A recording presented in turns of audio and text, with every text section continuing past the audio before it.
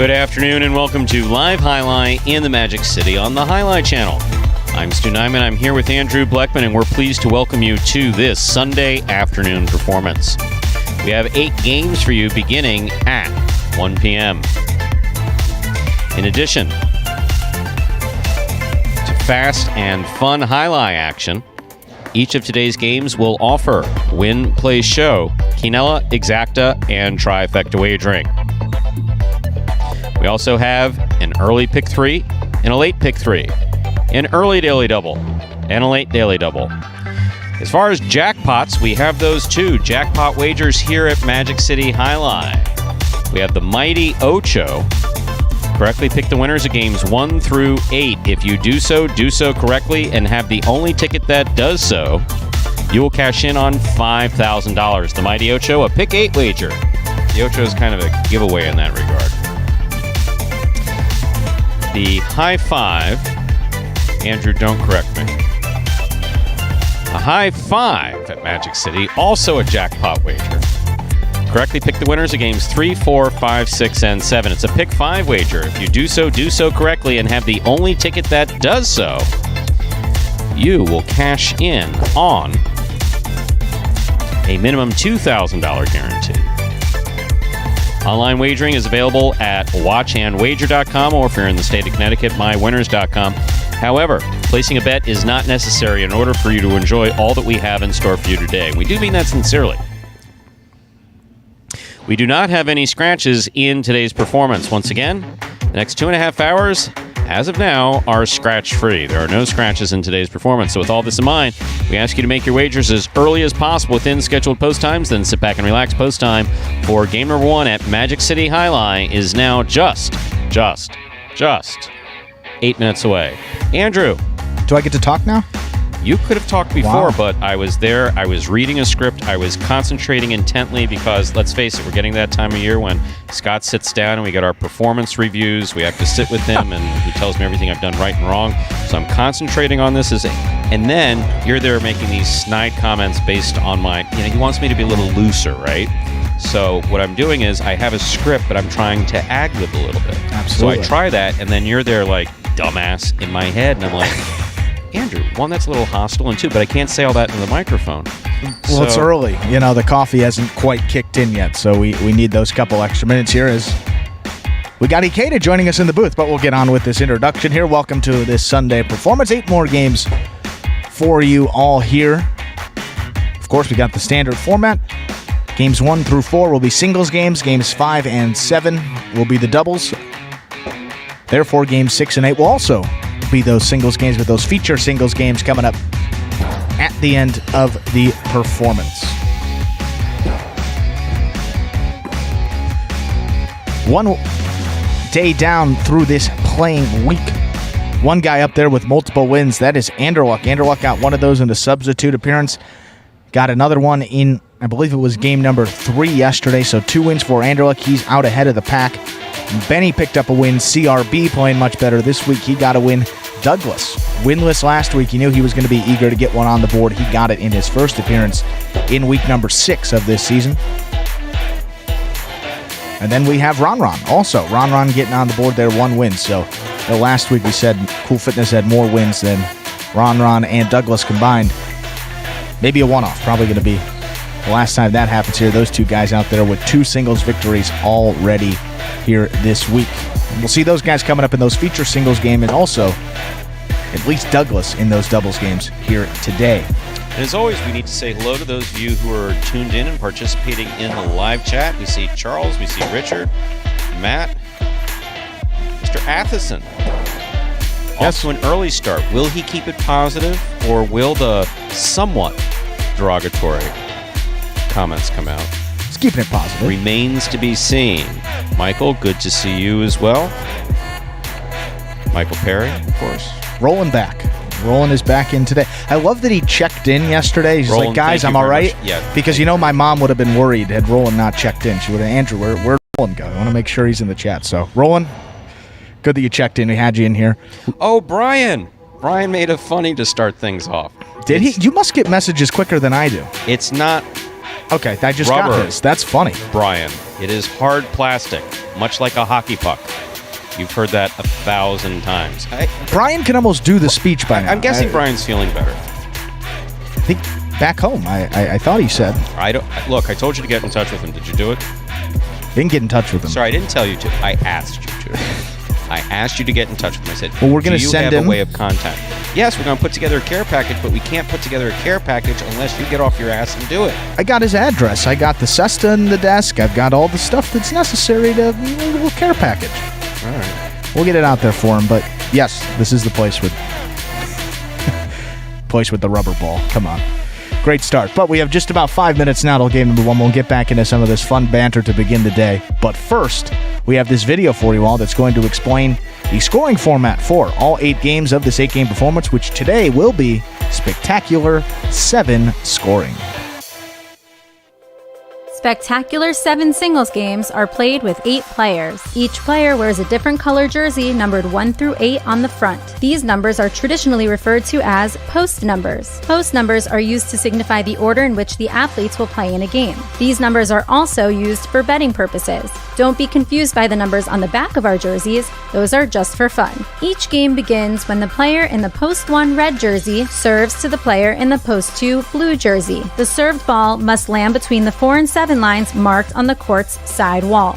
If the ball lands between those lines, the serve is good and play continues until one of those 2 players wins that matchup. The player who loses the matchup exits the court and waits for his next turn at the end of the rotation. It's important to note that every game has 2 rounds. The first 7 matchups in a game make up round 1. Each matchup in round 1 is worth 1 point. Round 2 refers to all matchups that take place after the 7th and final matchup of round 1. The number of matchups in round 2 varies from game to game. And in round 2, each matchup is worth 2 points. The first player to earn 7 points wins the game. And we are back here just about 3 minutes away from game number 1. Second of 6 performances here this week. Those do not include those H2H matches. We got H2H tomorrow morning. That'll be 10 a.m. Full day of highlight tomorrow. Remind you got group number 3 coming out for that. Diaz, Tennessee, El Barba, CRB, Cool Fitness, and Vuelo. Diaz still substituting for the scratch Juice in that group number 3, but hoping to get Juice back here very soon. Juice has come in the building a couple times in great spirits, so good to see his face. A great positive influence on this roster. One of the most well-liked, I would say, too, on this roster. So, sure, in addition to Ron being happy to have him back, all the guys on this roster, including ourselves back here, happy to have Juice here very soon, covering from his injuries there.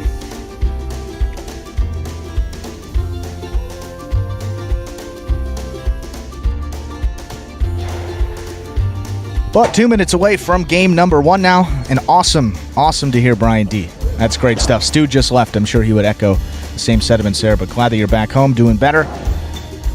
And we appreciate you since the start. One of the best fans that we have had, so just returning the favor there, and glad that you're at least somewhat entertained by the stuff that we're able to do in the quality of play out there on this court. So glad that you're back there healthy, and sorry, in game number 5, we may have to give that prize pick spiel once again and talk about Roland because he wasn't in here yesterday to talk about his double prize. So I don't know if he went back and heard it, but I'll have to get that in there. My apologies there, Brian, but very happy that you're back and feeling better.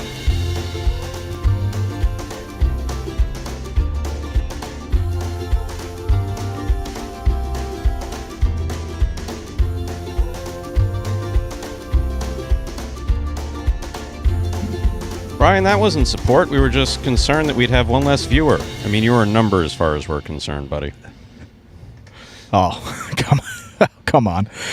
He can take it. No, he can definitely take it. If I didn't speak aggressively to him, he might question whether or not it was me. That's, you know what?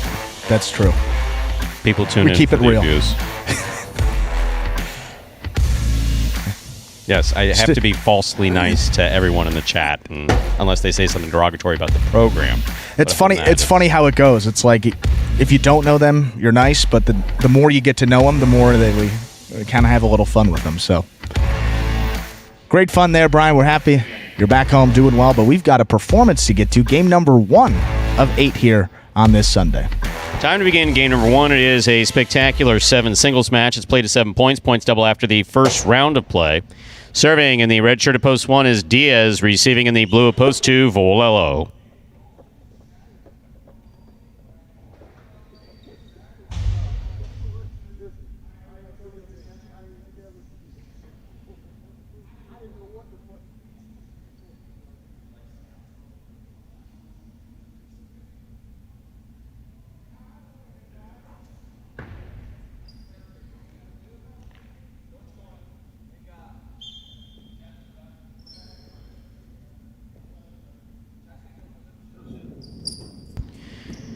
Diaz serves. We begin game 1.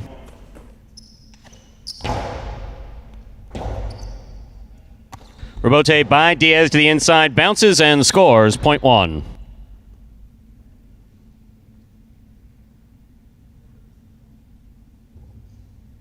That'll bring to the court the white shirt of post 3. Here's El Barba.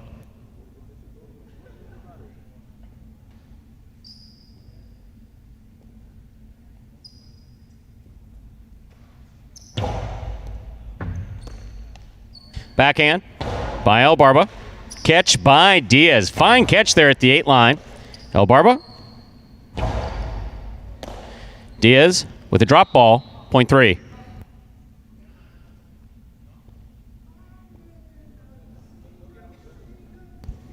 Receiving, green shirt at post 4. Here's Cool Fitness.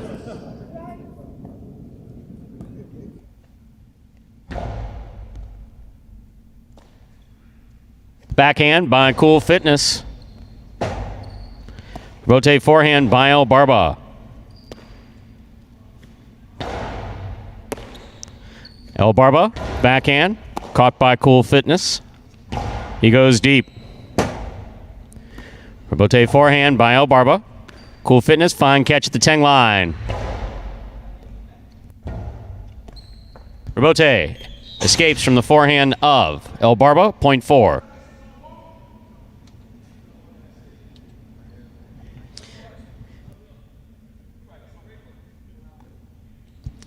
Black shirt at post 5. Ben receives.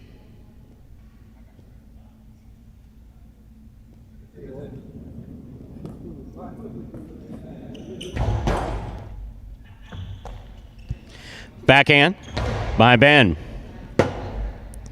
Robote, beautifully played by Cool Fitness to the inside. Cool Fitness showing really good control.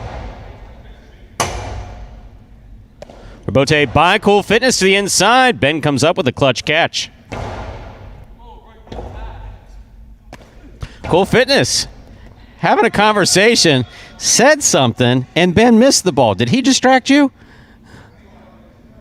Fitness, stick to the highlight. Come on. Yellow shirt at post 6. Don't let him distract you, Tennessee. He's distracting people. Yellow shirt at post 6. Tennessee receives.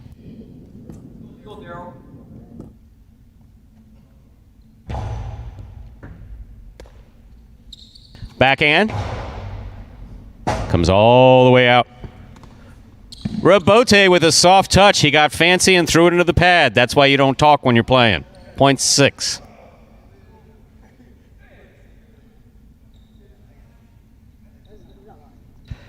In our next matchup, Tennessee will serve to the pink shirt of post 7 worn by CRB.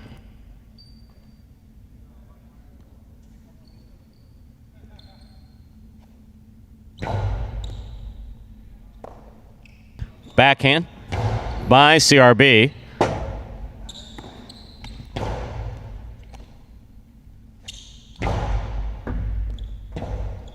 Robote left side by Tennessee, thrown beautifully to the inside. What a pickup by CRB. It was a great catch. The throw, however, on the run going the opposite direction of the front wall. Didn't work. Point 6.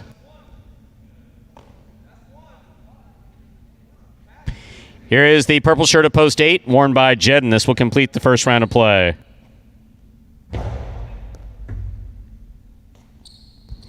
JUN from the forehand. Hard throw. Crossing the wall down at the 10 line.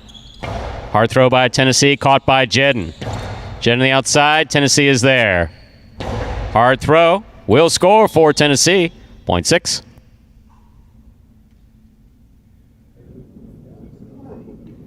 That completes the first round of play. All matchups are worth 2 points now through the end of the game. First to return, the blue of post 2, Vuelo.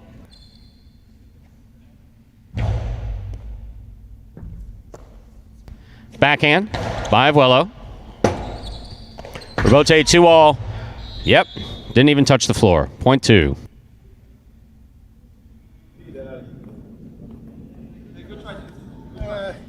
And our next matchup, Willow serving to the red shirt of post 1, Diaz.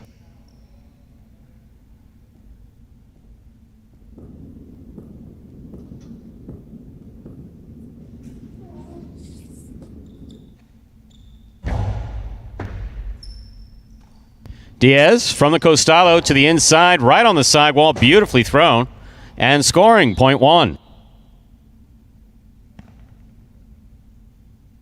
Diaz has 3 points. In this matchup, he serves to El Barba, who returns in the white shirt of post 3.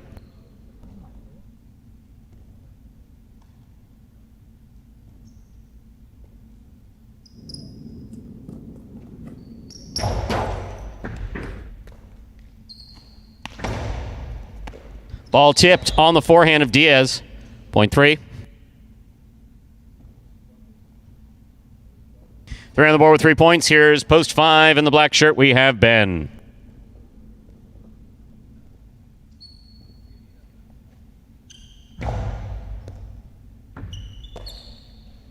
Backhand by Ben. Rebote forehand by El Barba.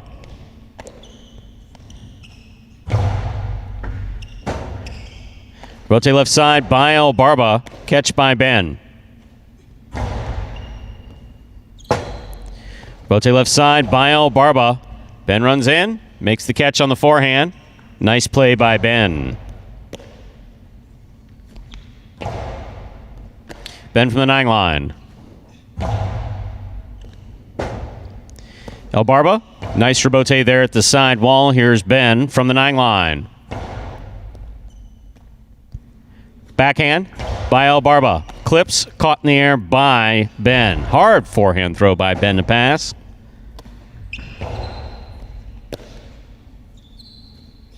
Ben goes back to the inside. El Barba comes cross court.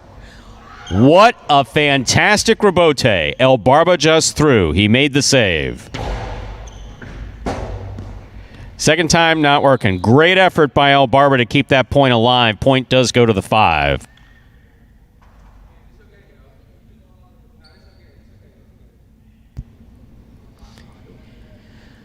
Green shirt of post 4, Cool Fitness receives.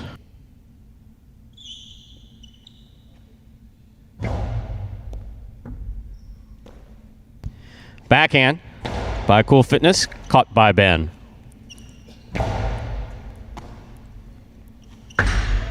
Karam will score on Ben.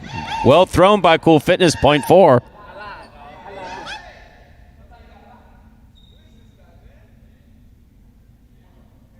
Four on the board with 4 points. Here is post 7, CRB.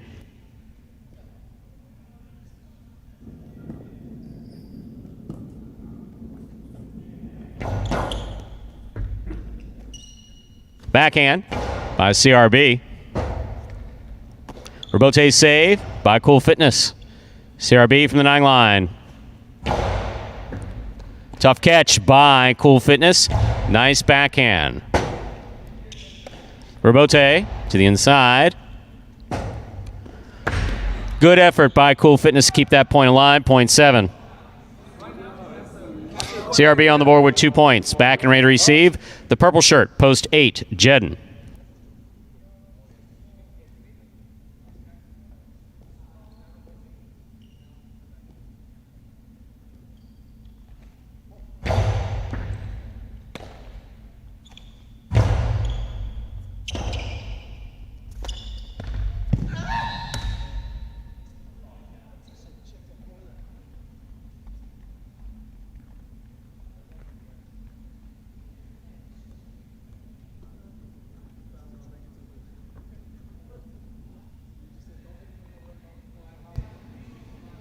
Point 8.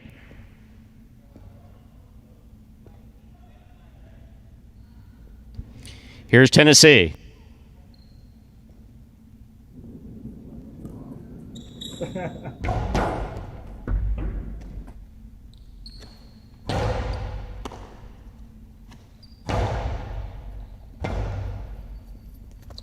Robote missed at the side wall, 0.8.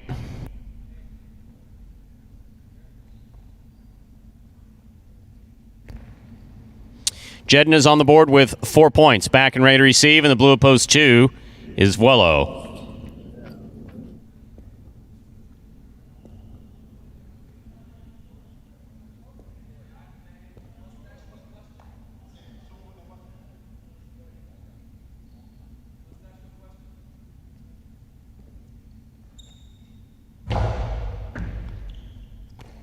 Vuelo, backhand. Good catch by Jedden. Backhand, Robote coming out. Vuelo on the Robote from the 7 line. Missed ball, 0.8. Possible game point for the purple shirt at post 8, Jedden. Trying to stop him, the red of post 1, Diaz.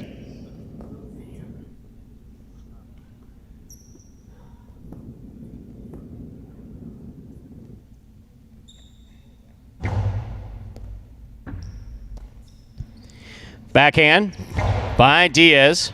Robote comes to the 10 line. Catch by Diaz.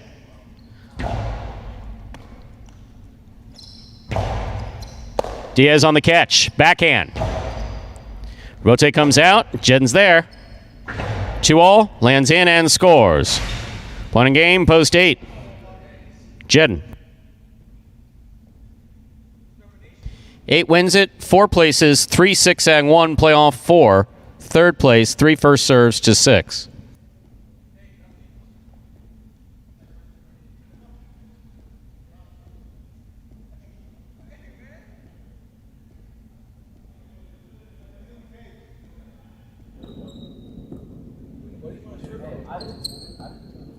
Served by El Barba, part of the playoff for third place. Here's the backhand by Tennessee.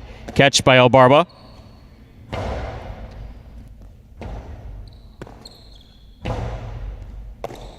El Barba from the forehand.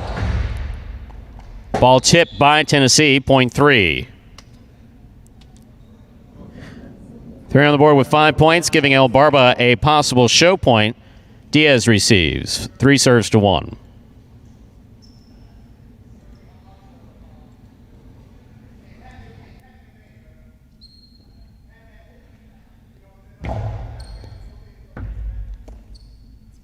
Backhand by Diaz.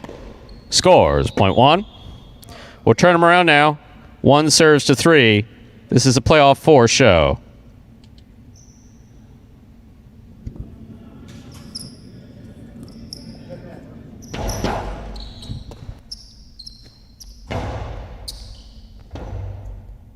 Robote forehand by Diaz. El Barba backs up. Scoop attempt missed. Point and show, post 3, El Barba. Unofficial order of finish, 8-4-3. Your prices will be up in a moment.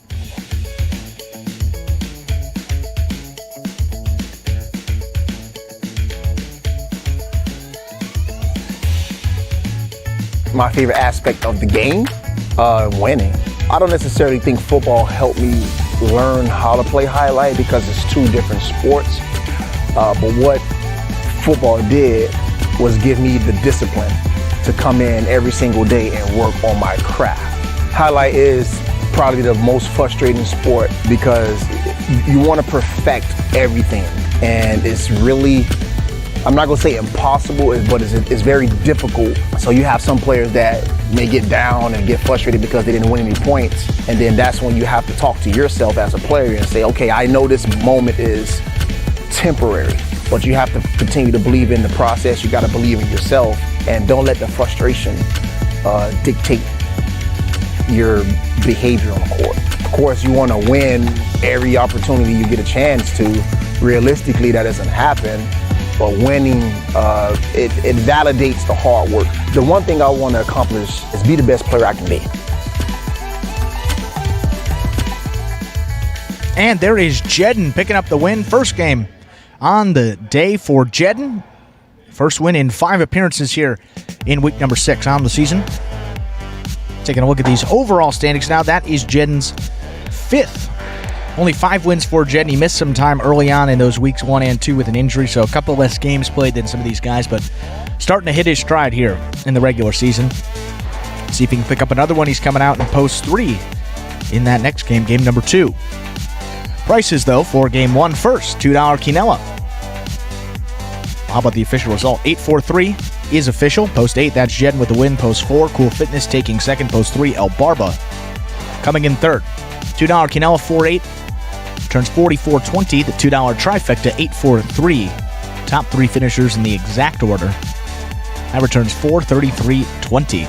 And those trifecta pools, pointing out earlier, certainly been getting up there. A couple $100 on average, higher than the past few weeks for sure, just based on the eye test. But we have an official stat, I know from one of our super fans here, about exactly how much. I think it was right around $500 on average. So tri pool's getting up there. Some nice payouts there to begin the day in game number 1. But coming up next, you guessed it, game number 2. Game 2 will be another spectacular 7 singles match going up to 7 points. Points will double after all matchups in the first round of play. One new wagering option in this second game, that is the early pick 3. To play that early pick 3, correctly pick the winners of the next 3 games. That would be 2, 3, and 4 to cash in on that early pick 3. Post time for game number 2 is now just 6 minutes away. Good luck. And did we answer the question about how far the lines are apart? We did not. So, do the math. There's 13 lines. However, there's a space before the first line and after the 13th line. That's the type of thing that would have screwed me up in math years ago. Yep. I am astonished that I did get into medical school, but I did. Because my math skills were crap. That's besides the point. So, if you do the math based on 119 feet surface to surface the front wall to surface of the back wall. Sure. We just rounded up to 120. It's just easier to say that. Yeah. Then those are, I believe you said the math works out to 7.9. Yeah, just a little bit under feet. 8. Yeah. Exactly. So about 7.5, yeah. Between 7.5 feet, so just under 8. 8 feet apart. Yeah, that 0 line, kind of invisible, would have tripped me up too. So, and I am a math guy, so can't blame yourself there still. But game at number 2, 5 minutes away now. And with a couple of... Ooh. Are we going to say something before we talk? I am going to say something because Brian apparently is feeling much better. A lot of questions. So comment from Brian D. How does he know it's going to be spectacular? Because it says so at the top of the program. Yeah, we just read what we're told. It says spectacular 7. So, to be clear, we hope the game is going to be spectacular. We really do. We hope if the game isn't spectacular, that there's some spectacular catches and throws within it. However, spectacular 7 scoring means that it's played to 7 points and that all points will double after the first round has been played. That is spectacular scoring. That is spectacular scoring. Beautifully done, Stu. Well, we got that one before game 1 that explains the scoring format. Well, we got this video now for any new Highlight fans that may be joining us for the first time that explains in simpler terms how Highlight is played. The main rule of highlight is simple. Players must catch and return the ball in one fluid motion. Sounds easy enough, right? So how do you win? You can win a matchup simply if your opponent overserves, underserves, or serves the ball out of bounds. On the flip side, your opponent wins the matchup if the serve is so good that you fail to catch and return the ball to the front wall. If your opponent fails to catch the ball before it bounces twice on the ground, or if your opponent's cesta makes contact with the ball but doesn't catch it, then, in both of those cases, you win the matchup. You can also win a matchup if the ball bounces around in your opponent's cesta during an attempted catch. This is called juggling, and it's illegal in highlight. Another way to win a matchup is if your opponent throws the ball and it lands out of bounds on its return from the wall. The overall game strategy for a highlight player is to make it difficult for an opponent to reach the ball in time or to execute a rebuttal play.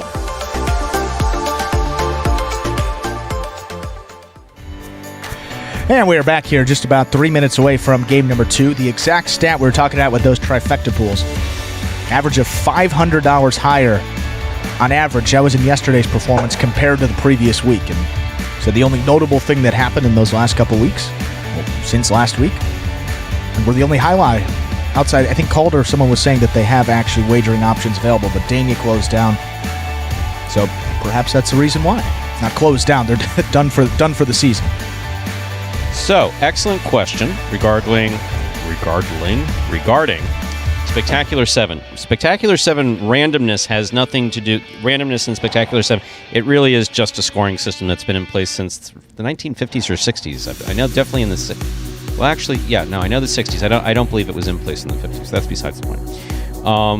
So how it works is that the player manager and senior management consult, and we figure out who's going to play in what game. Those players are put into the game in entries, and then the handy-dandy computer system that has been in use at almost every highlight front, and if I'm not mistaken, it is all of them, that keeps track of entries, results, statistics, and also sets things up so the program can be printed. If you ever wanted to know why all highlight programs look about the same, it's because we all get them from same the same place in Connecticut. Exactly. Fortunately, run by a fantastic guy who pays no attention to broadcast, so no reason to bring him up. This was originally a DOS-based program that I worked on in 1991. I've been working with this program since 91. Went to Windows base around 2007, I believe it was. 2006 or 2007. So it was DOS-based up until 13 years ago.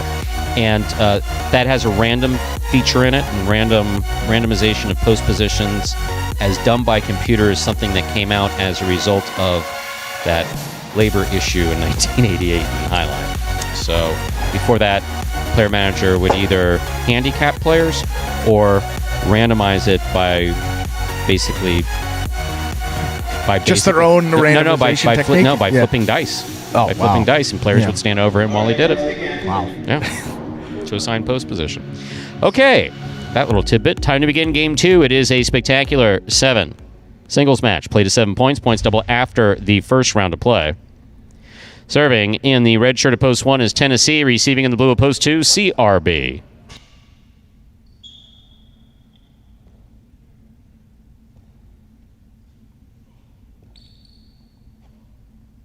There's a serve. Game 2 has begun. Point 1.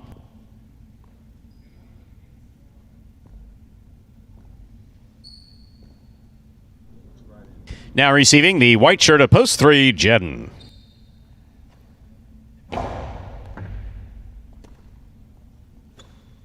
Powerful forehand by JUN, caught by Tennessee. Backhand by Tennessee. Rebote. Save attempt by JUN. Point 1. I'll bring to the court the green shirt of post 4, number 24, Cool Fitness.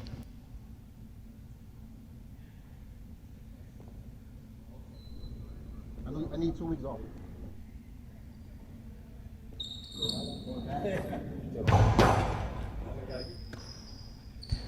Backhand by Cool Fitness to the inside.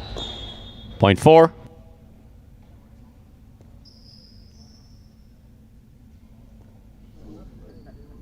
Entering the court, the black shirt of post 5, Willow.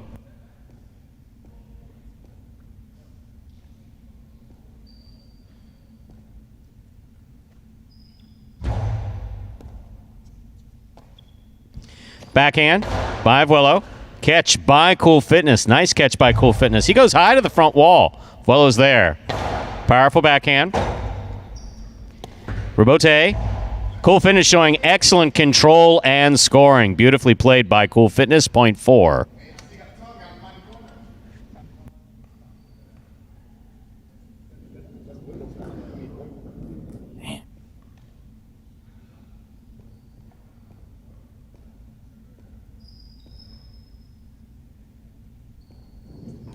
Barba receives.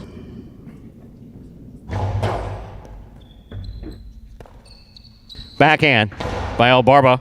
Clips the side wall. Cool Fitness with a great catch. Barba's there. Cool Fitness, fine catch again on the backhand. Hard throw. Scoop by Barba.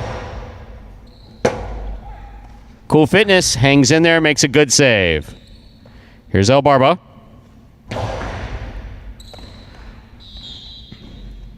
Point 6.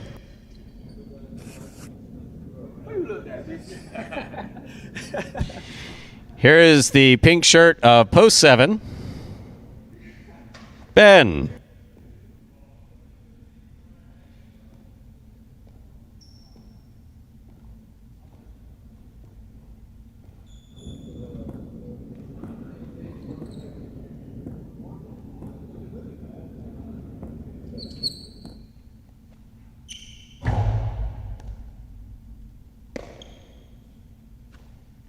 Nice throw by Ben to the inside. Rebote left side by El Barba. Catch by Ben. Karam scores. 0.7.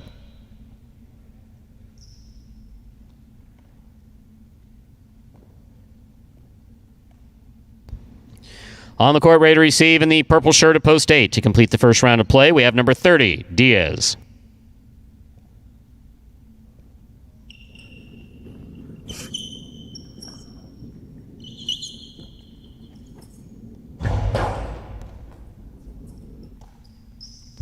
Backhand by Diaz. Catch by Ben. Hard throw by Ben. Scoop attempt missed. 0.7.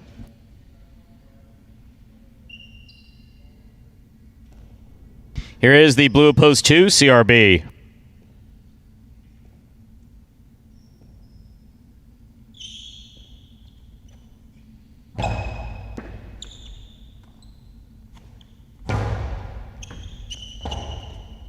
Rebote by Ben.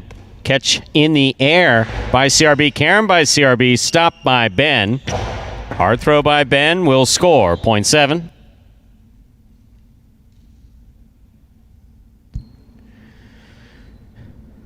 Seven on the board with 4 points.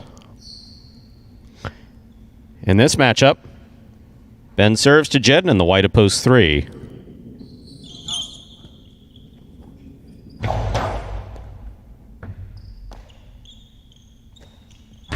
Outside placement, beautifully executed by Jedden. 0.3.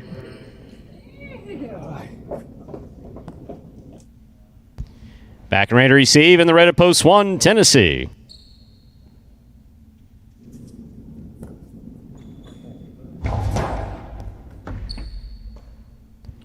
Backhand by Tennessee at the 11 line. Catch by Jedden.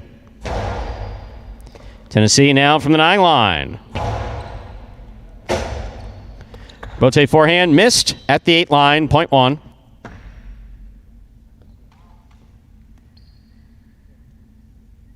One on the board with 4 points, serving to post 5. Wello.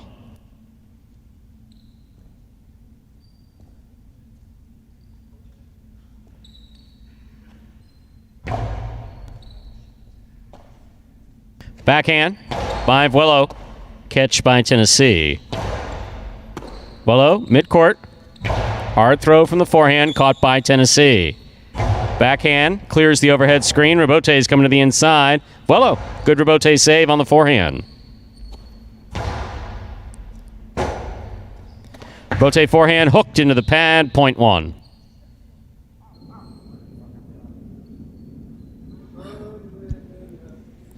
Possible game point for the red shirt of post 1, Tennessee. Trying to stop him. Cool Fitness.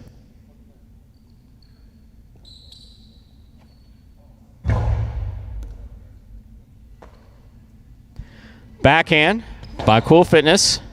Catch by Tennessee. Cool Fitness from the 11 line. Lays one up to the inside. Tennessee catches it. Good catch, almost by Cool Fitness. Point and game, ladies and gentlemen. The red shirt of post 1, Tennessee. 1 wins it, 7 places, 3 serves to 4. This is show point.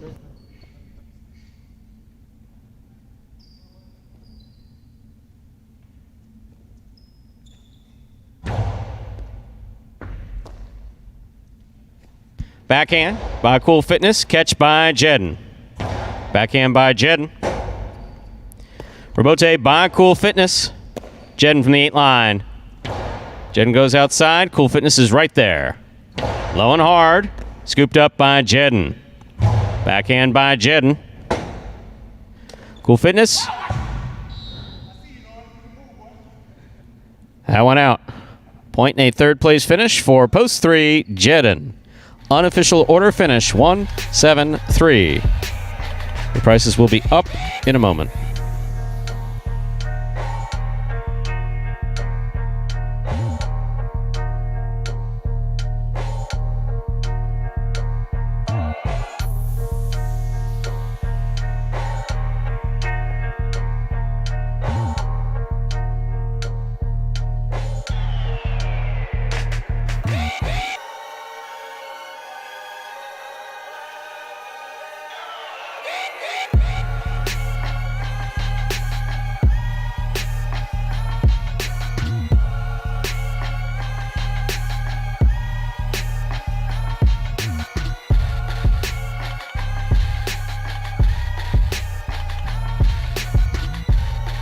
Winning game 2, post 1, Tennessee. Taking second, post 7, Ben. Coming in third, post 3, JUN. Early daily double, consolation, all won, $8.80. A $2 wager on Tennessee to win will return $18.40. The Quinella 1-7, that's first and second, any order, $31.80. The trifecta 173, that's first, second, and third place, finishing $165.40. Up next, Game 3, Spectacular 7 scoring. Game 3 also begins the High Five for today. To play the High Five, you correctly pick the winners of Games 3, 4, 5, 6, and 7. If you do so correctly, and have the only ticket that does so, you will cash in on that minimum $2,000 guarantee. Post time for Game 3 and the High Five, 7 minutes away. Good luck.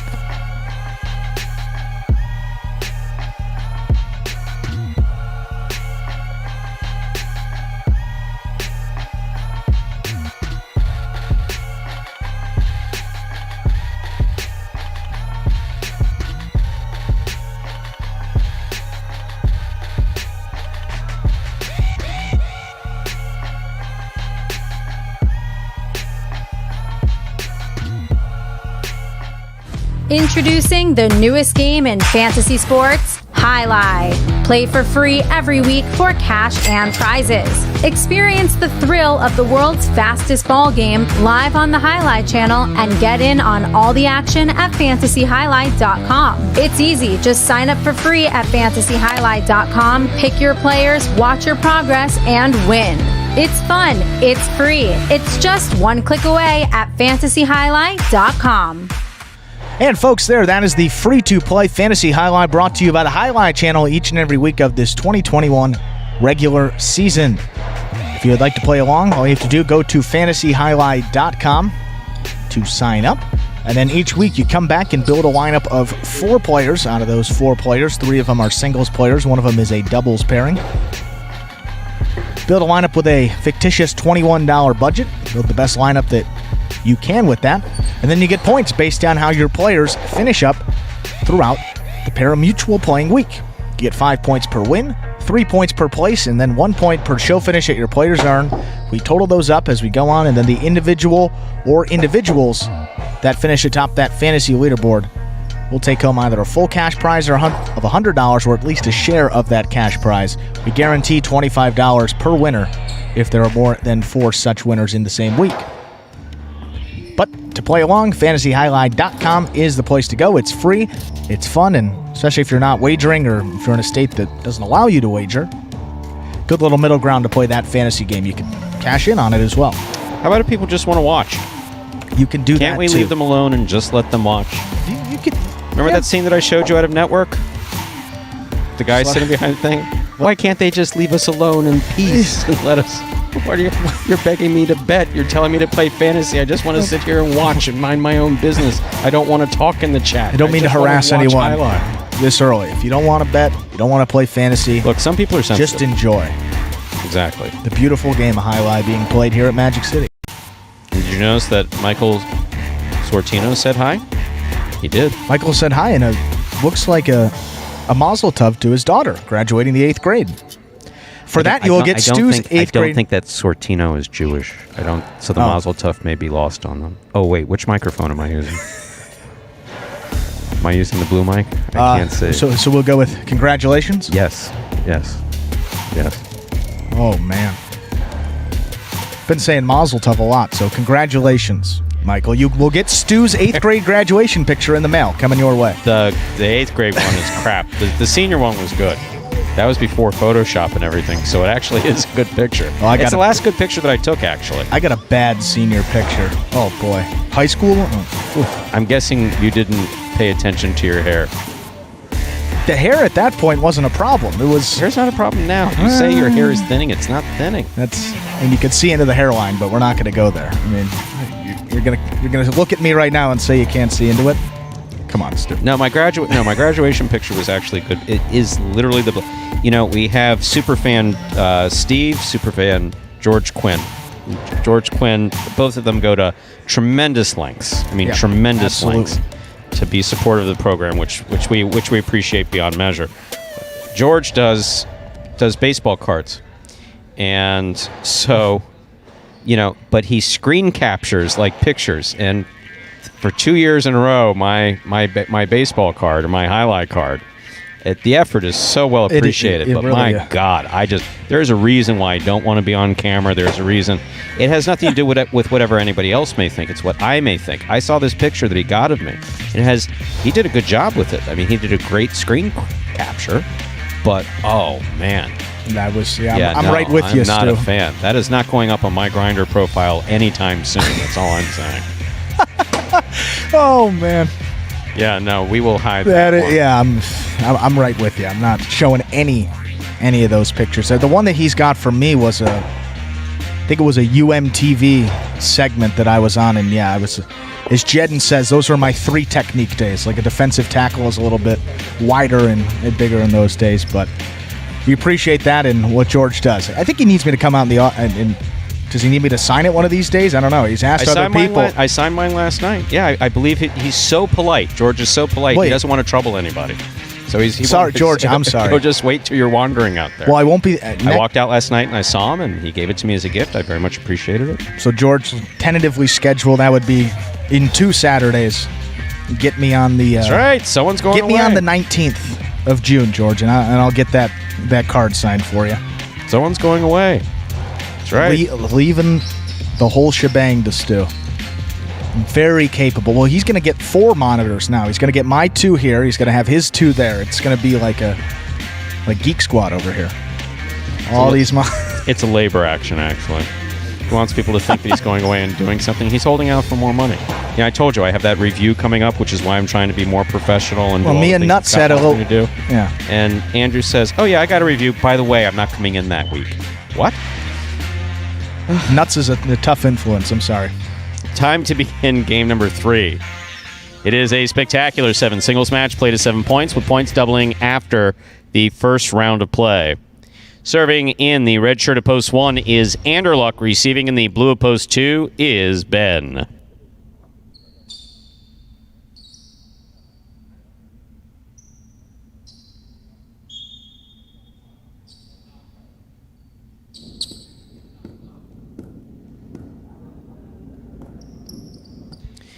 Anderluck serves. We begin game 3. Backhand by Ben. Rebote forehand by Anderluck. Ben's there. Anderluck, fine catch there on the left side.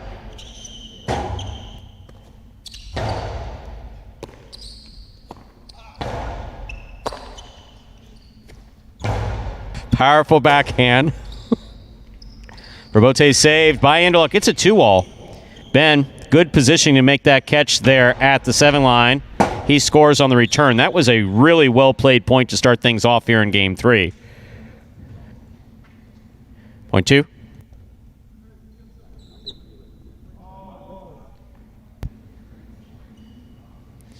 Here is the white shirt of post 3. In this matchup, we have Ben serving to Tennessee.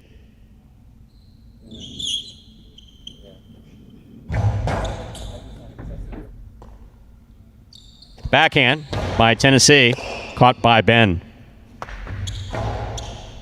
Tennessee from the 7 line, throws to the inside. Rebote left side by Ben. Oh! The 2-all worked. Or the clip, you decide. Point 2.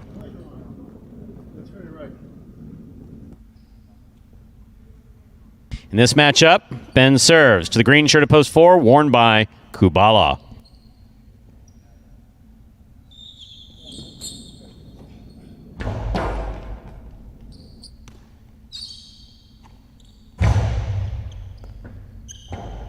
Rebote left side by Ben. Catch by Kubala. Ben will set up for the rebote at the 10 line. 2-all. Kubala stops it on the forehand. Carom by Kubala. Well thrown. Stopped, and a great catch by Ben. Ben returns a carom from the 5 line that opens up and scores. Excellent play by Ben. Point 2. Here's the black shirt at post 5, worn by JUN.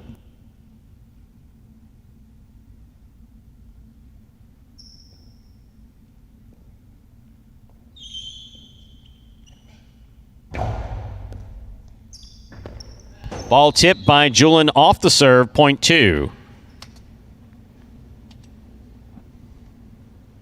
Ben is on the board with 4 points in this matchup. He serves to the yellow shirt at post 6, worn by El Barba.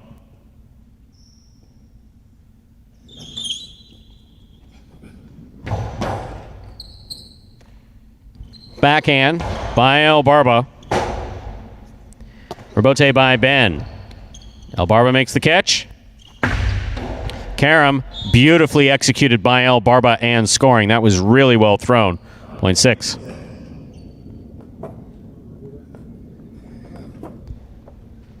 Here is the pink shirt of post 7, CRB.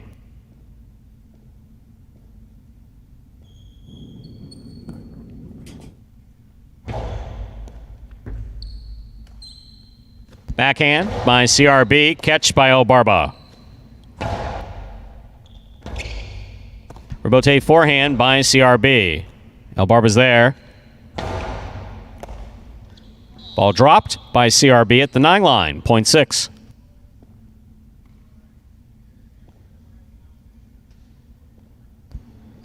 Here now to complete the first round and receive, wearing the purple shirt of post 8, Bragley.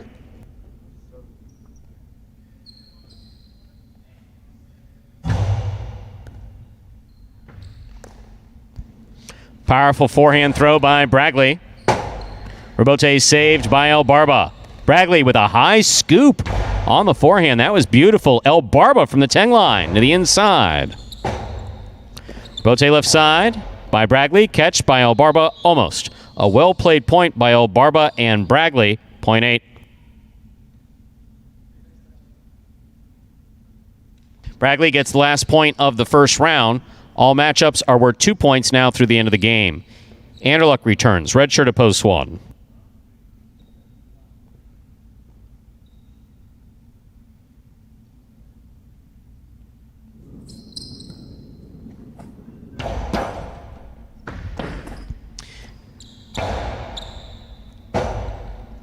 Rebote forehand by Bragley. Catch by Anderluck. Pika, big bounce goes up, brought down by Bragley on the 9 line. Throw to the inside, scoop by Anderluck. Rebote forehand, Carom by Bragley lands wide, point 1.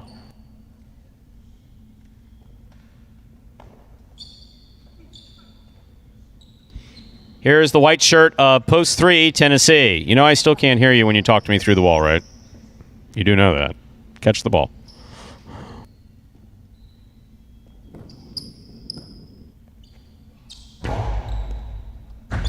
What a catch by Tennessee. Graceful even. Rebote's saved by Anderluck. A well-thrown 2. Oh, and an assault took place on the court at the 7 line. Anderluck brutally assaulted by Tennessee. And an interference call was given. My, oh my. It's all right, Daryl. Anderluck's going to serve now.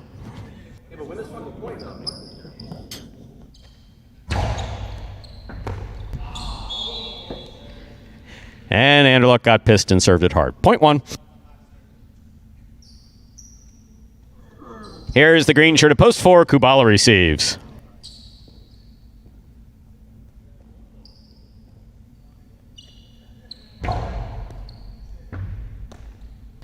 Backhand by Kubala.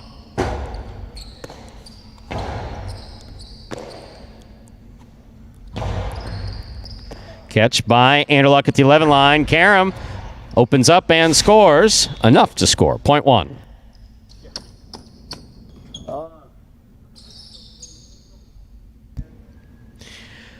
Possible game point for the red shirt at post one. Anderluck trying to stop him. JUN.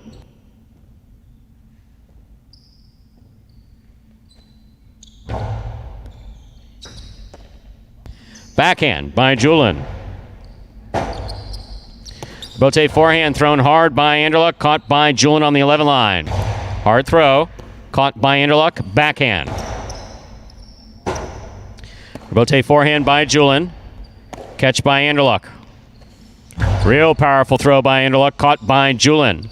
Backhand, caught by Anderluck, beautiful catch. Hard throw, goes wall to wall, clears the overhead screen, and scores for the win. Point and game, ladies and gentlemen, to the red shirt of post one, Anderluck. No playoff here, 2 places, 6 shows. Unofficial order finish 1, 2, 6. Your prices will be up in a moment.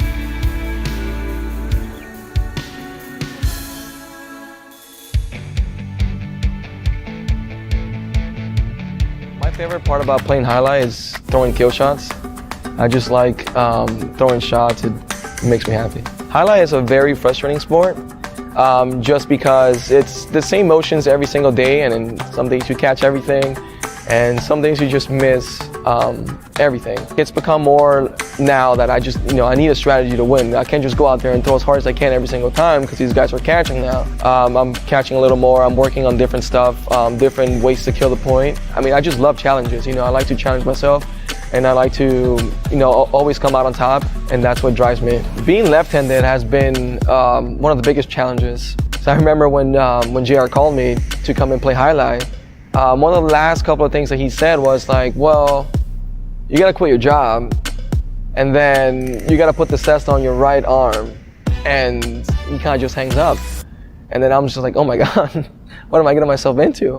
What keeps me motivated is just like, I don't like losing. I train every day just so I can be number one. I don't like coming in second place. Just want to be the best. Yeah, so Tennessee ticked Anderluck off there, running into him, and from that point on, Anderluck was pretty spectacular in that game. Beautiful serve, nice carom on Kubala, and gets that final point against JUN. Anderluck this week, that is his 3rd singles victory, so he's had a terrific week. He has now jumped Benny. He's tied for 4th place overall. He and Ikeda, 17 singles victories.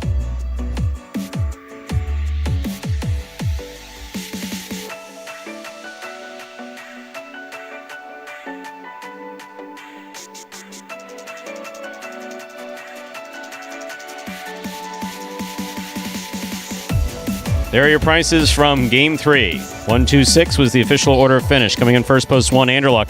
Taking second, post 2, Ben. Coming in third, post 6, El Barba. 1, 2, 6. Official order of finish. $2 Quinella 1-2, 1980. Trifecta 1-2-6. That's first, second, and third place finishing 209 even. A $2 wager on one to win, $8.20. Up next, Game 4, a spectacular 7 singles match. Next game is played to 7 points. Points will double after the first round of play. Post time 4. Game number 4. Now just 6 minutes away. Good luck.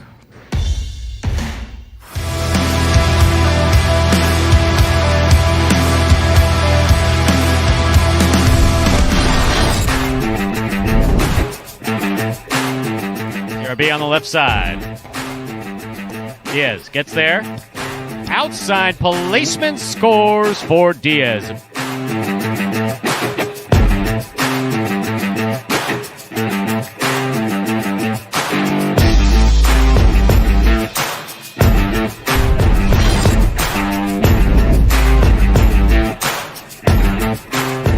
Juice moved in, then throws a 2-all Rebote to score.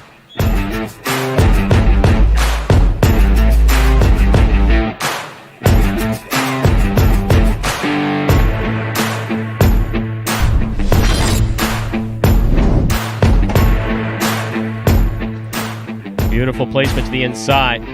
I don't understand what he just did there.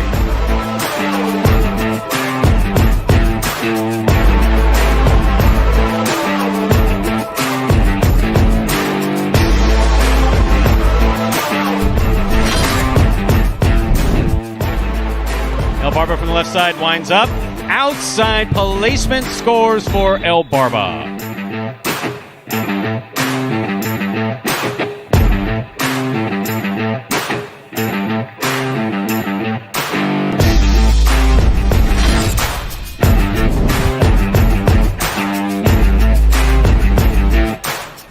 What a 2-wall he just threw.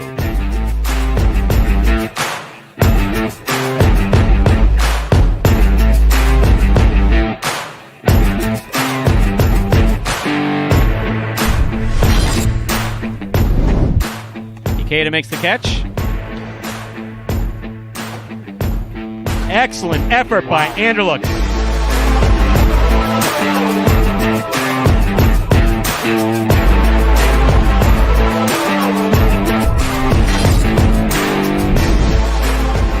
Three-wall play.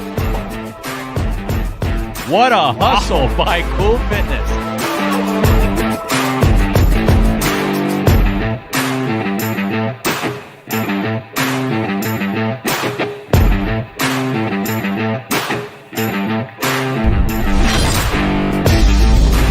It's a hard throw by Carballo. Good catch by Ikeda. Rebote by Carballo just above the pad and scoring.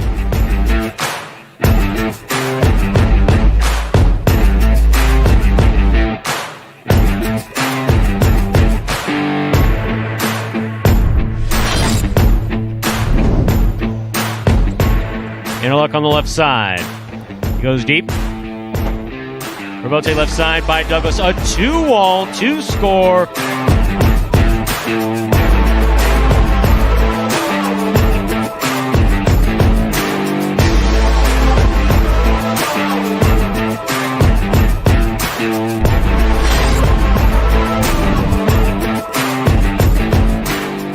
Barba picks the serve. Oh my goodness. Wow.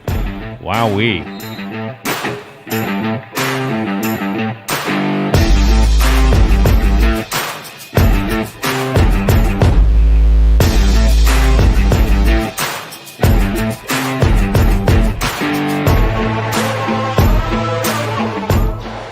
And folks, those were the top 10 plays from June of 2020 last year at this time, right here at Magic City Jai-Alai. Takes us to just under a minute now till game number 4. Game 4, a couple new faces. You see Ikeda, Benny, Bradley. No, Bradley was in that third game. Benny and Ikeda coming out for the first time here in game number 4.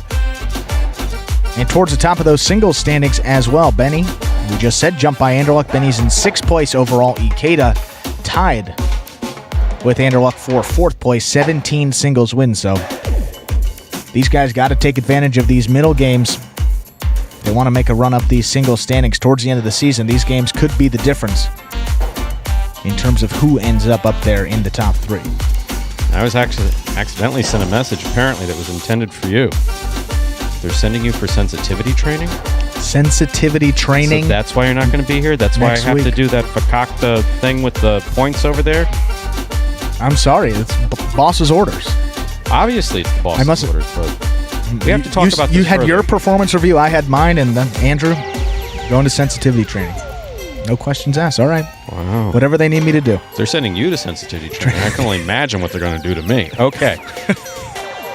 We're ready to begin game 4. It is a spectacular 7 singles match played to 7 points. Points double after the first round of play. Serving in the red shirt at post 1, we have JUN. Receiving in the blue at post 2, Bradley.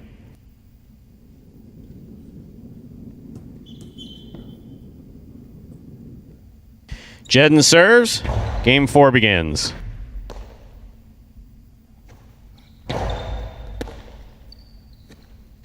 There's the backhand by JUN. Rebote forehand by Bradley will score, point 2.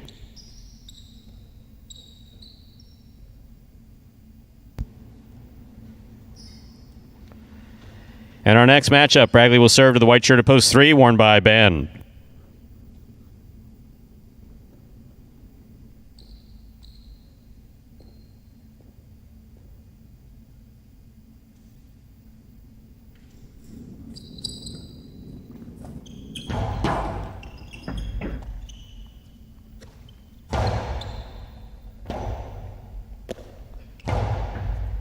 Catch by Ben. Forehand to the inside. Point 3.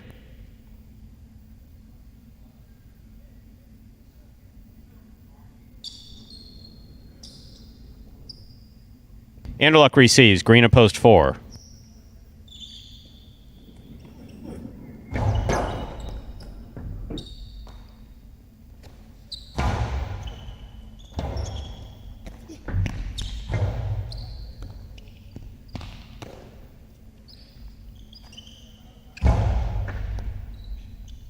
Nice peek up by Anderluck. 2 score, point 4. Here is the black shirt at post 5, JUN.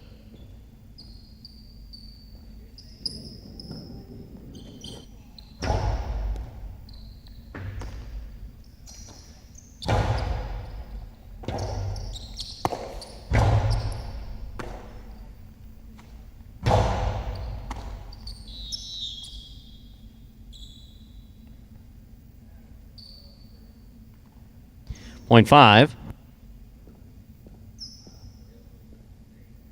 Yellow shirt at post 6, Benny receives.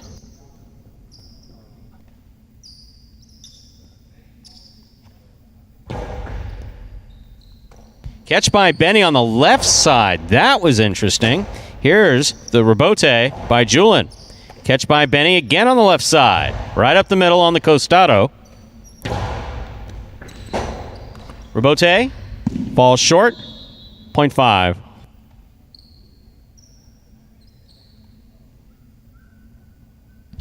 On the court, ready to receive, in the pink shirt at post 7 is Ikeda.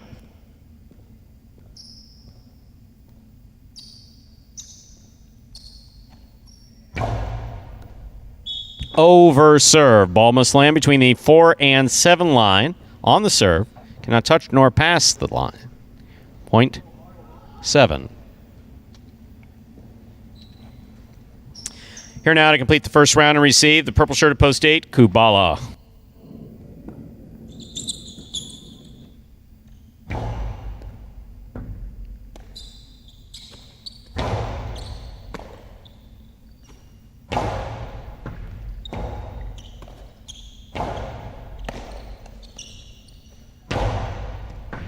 Hard throw from the forehand of Ikeda will score.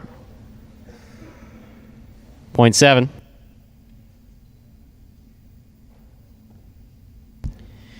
That completes the first round of play. All matchups are worth 2 points now through the end of the game. First to return, the red at post 1, JUN.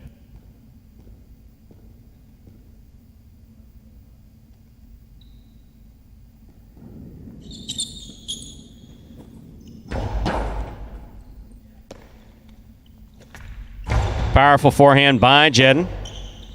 Rebote forehand by Ikeda. Ikeda, beautiful catch midcourt. Hard throw to the inside, caught by JUN. Backhand by JUN. Clears the overhead screen. Rebote forehand by Ikeda to pass. Beautifully thrown. That's a nice rebote and an even better catch by Ikeda. Catch by JUN. Backhand. Caught by Ikeda. Ikeda to the inside. Rebote played nicely by JUN. Ikeda from the 4 line. Throws it hard where it scores. That was a really well played point by Ikeda and JUN. Ikeda gets the point.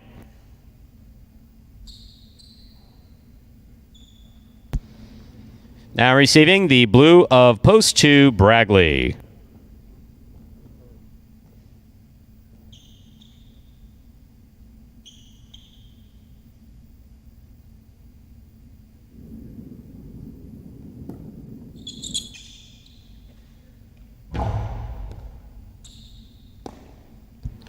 Powerful forehand by Bragley. Caught in the air by Ikeda. Ikeda from the right side. Here's Bragley.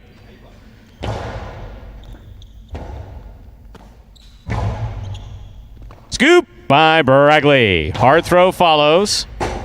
Rebote left side. Got away from him. Point 2. Two is on the board with 3 points. In this matchup, we have Bragley serving to Ben.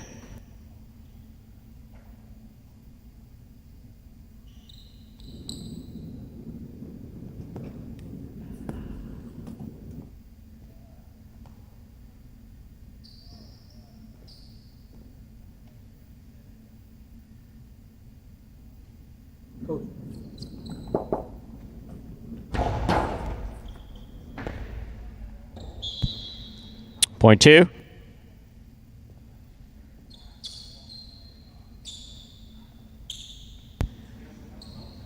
Possible game point for Bragley in the blue at post 2, trying to stop him. Anderluck.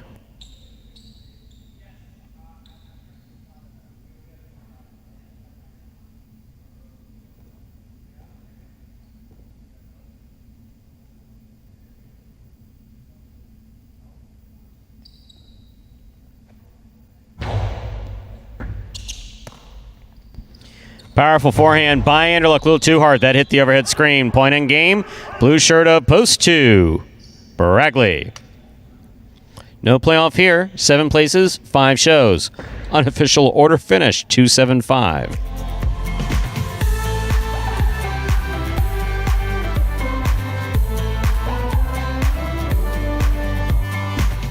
If somebody 5 years ago told me that I was going to be playing professional highlight, I'd be like, what are you talking about?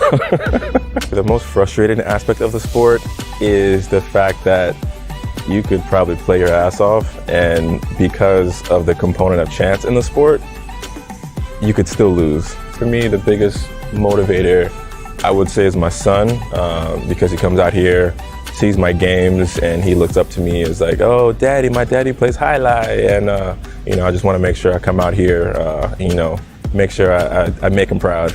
My goal from day one is just, come out on top. And so just doing what I can to make that happen. And Bradley back in that win column here. Bradley, an interesting character when he's healthy. Really good player back there, particularly in those doubles games. Kind of a black hole, just catches everything that comes his direction, but starting to become a factor in singles play as well. First win this week.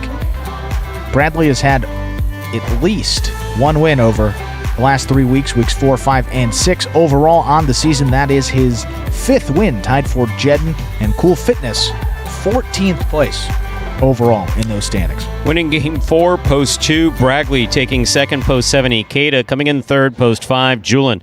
275 is the official order finish for game 4. 4th game, Quinella, 2-7. That's 1st and 2nd in any order, 22-60. Trifecta, 275, 260-60. The $1 pick 3, 1-1-2. The early pick 3. 3 of 3 numbers returning 94.40. $2 wager on 2 to win, 16.80. Up next, ladies and gentlemen, is our 5th game. We begin dodging death for this Sunday afternoon. Game 5, part of the Doubles Championship Series here at Magic City Jai-Alai. Next game is played at 7 points, with points doubling after the first round of play. Post time for Game 5. Now just 6 minutes away. Good luck.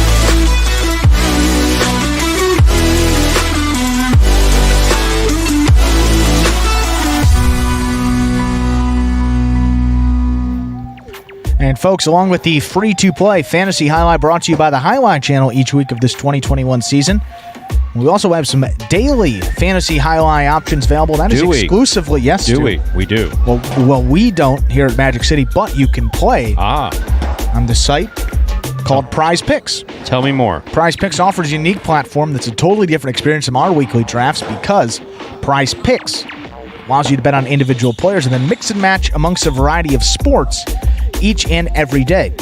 You can take advantage of our special incentives for signing up. Just go to prizepicks.com and type HI, that is JAI, into the referral code field when you sign up. And if you make a $100 deposit in your betting funds, Prize Picks will match that and put another $100 into your account just like that. And Stu, I know it gets more interesting from here on out. Can't possibly get more interesting than that. I'm already on the edge of my seat. Well, because if you send us a picture of your computer or phone screen as proof that you use that referral code HI at sign up, you're also going to qualify to get a double cash prize if you win a week of the Highlight Channel's Fantasy Highlight in the 2021 season. And Stu, that happened last week. Did it? Yeah, out of hibernation, also known as Roland H. Roland H. He was a winner. One of our favorites. Wow. We don't play favoritism, just he's been early and he warmed Early up to supporter of the program. Yeah, exactly. $100 for a solo winner in fantasy, but Wow. since he signed up for Prize Picks, we double that. So he's going to have $200 coming his way, and he didn't risk anything. Nothing, huh? Nothing. All you have to do, most importantly, you have to make sure to take a picture of that sign-up page where we can actually see the referral code field with the word "hi" typed in. So That's right. Trust but verify. Yes, we need to verify that. So that's the screen before you click to submit your sign-up. Go ahead and send that photo to info@thehighlightchannel.com. If you do all that, you'll automatically qualify to get that double cash prize like Mr. Roland there. Plus, you get that $100 bonus deposit match to get you started on Prize Picks. So it's a win-win. Sign up at Prize Picks. That is prize, PICKS.com today.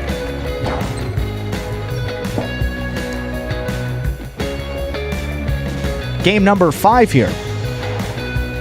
That'll be the first of 2 doubles games here in this performance today. Will be coming up in just about 4 minutes. Might be a good time to talk about those doubles standings. Top 2 doubles teams. Top 2 doubles teams at the end of the first doubles tournament with these teams competing will take home. First place team will take home a significant amount. Second place team will take home a little bit less, $15,000 in total prize money on the line for those teams competing. And looking at this leaderboard now, Cool Fitness and Spinner did get a win yesterday, so they've opened that lead back up to 6 games over the second place teams of Kubala and Benny and Carballo and Tennessee. Kubala and Benny did not play yesterday. No games for that team due to Kubala's injury, but he is back here. Got to venture against that team is looking to get on the board here and close the gap between first place. That team has played very well in all competitions. They were the short season doubles champions.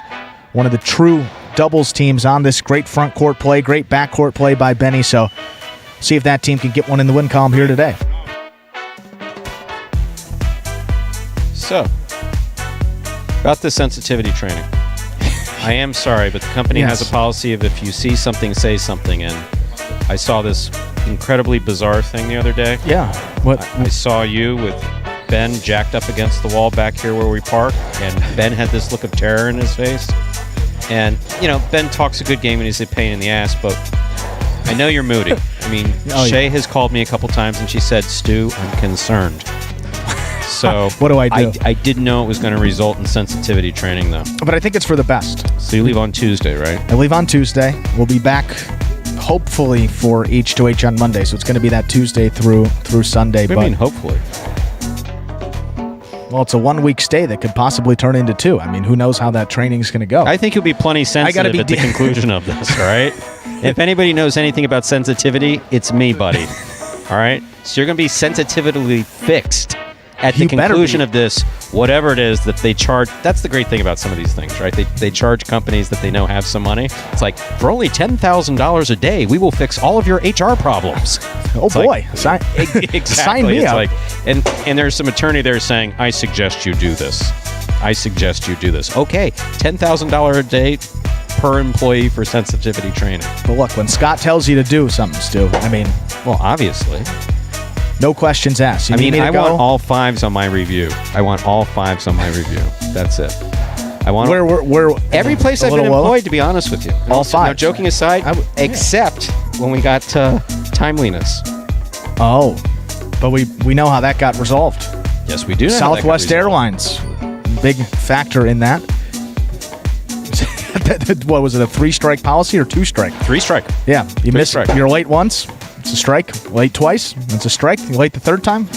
We'll see it American. We don't care if you can stack suitcases in 10 minutes and push the planes by yourself on time. You're out of here. You're out of here.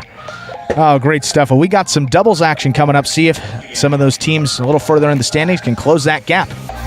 Cool Fitness and Spinner have opened up here. Game number 5. Time to begin our 5th game. It is a spectacular 7 doubles match. Played at 7 points. Points double after the first round of play.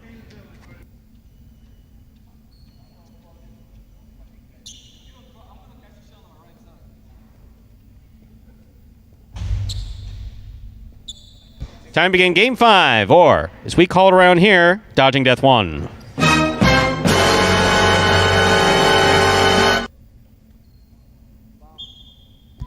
Serving in the red shirts, post 1, El Barba and Ikeda. Receiving blue, post 2, Anderluck and Vuelo. There's the serve. We begin with a tip ball off the serve, point 1.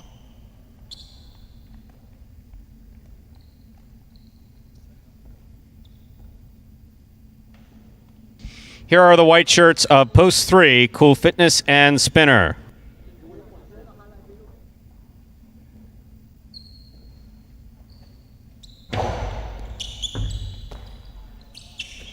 Backhand by Spinner. Rebote comes out. Ikeda makes the rebote. Powerful forehand, a little too powerful. That hits the overhead screen. Point 1.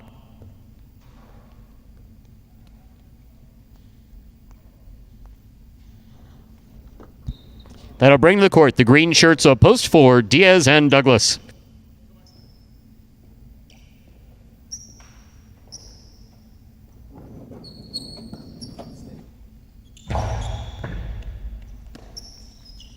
Backhand by Douglas. Rebote comes out to the 3 line. Turn to the inside beautifully by El Barba. Douglas makes a great split placement save. Ikeda comes flying in.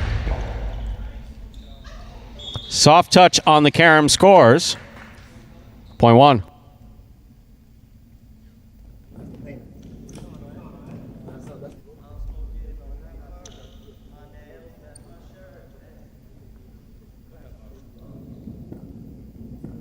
Black shirts of post 5, Kubale and Benny.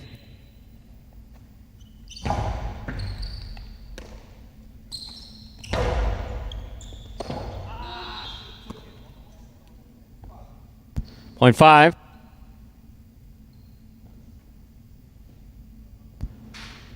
Yellow shirts of post 6 are now receiving. In this matchup, we have Kubala serving to JUN and JUN.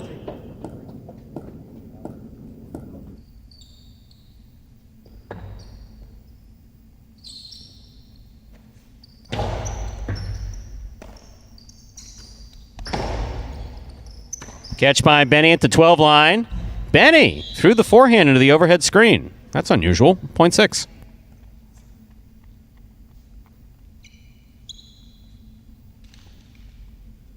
Pink shirts of post 7, CRB and Bragley.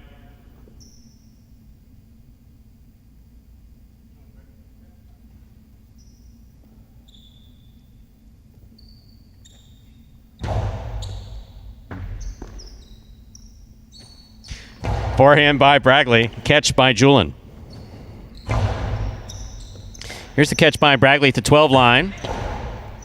JUN in the front court. Right side from the 8 line. Rebote forehand save by CRB. Tough catch by JUN. Sometimes the slower ones are harder to catch than the fast ones. Rebote left side by JUN. Catch by Bragley. Backhand. JUN on the forehand from the 9 line. Bragley, forehand, carom, does not open up, but it does score, point 7.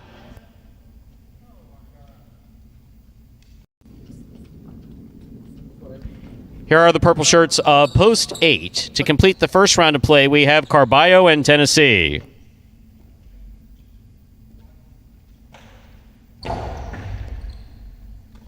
Tennessee with a good catch. Backhand. Catch by Bragley. Forehand. Rebote left side by Carballo. Clips the sidewall. It's caught by Bragley. Scoop missed by Carballo. Point 7. That completes the first round of play. All matchups are worth 2 points now through the end of the game. First to return, the blue of post 2, Anderluck and Vuelo.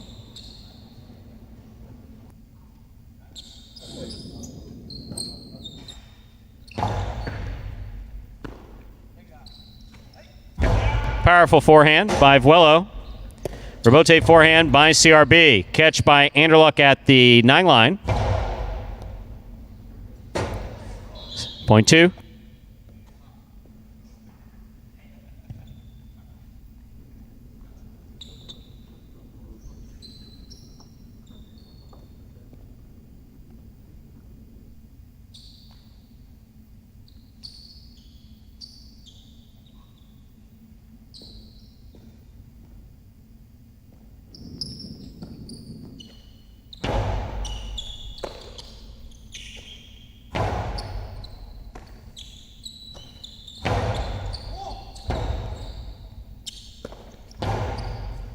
Catch by Anderluck.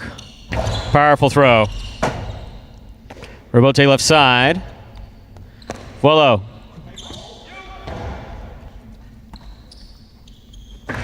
Karam, stopped by Anderluck. Catch by Spinner. Scoop attempt missed. Wow. Point 3.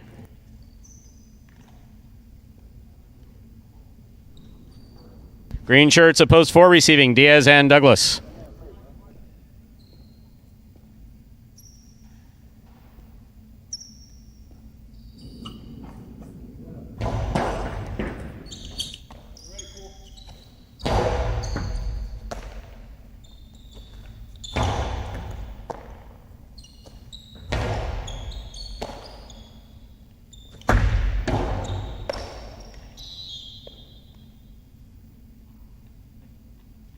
Point 3.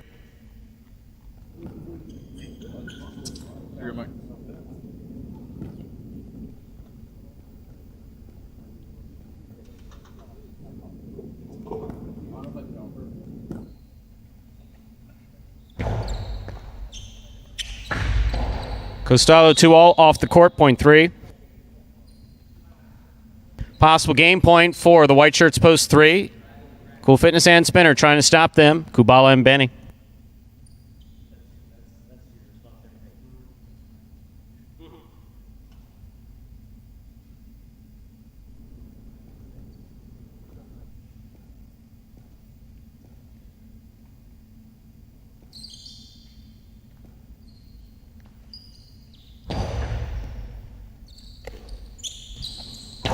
Powerful backhand, Robote coming out.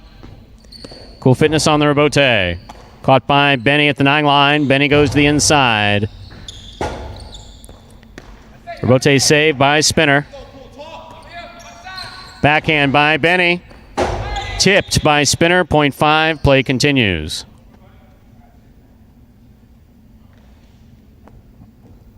Yellow shirts post 6. Jedden and Julian receive.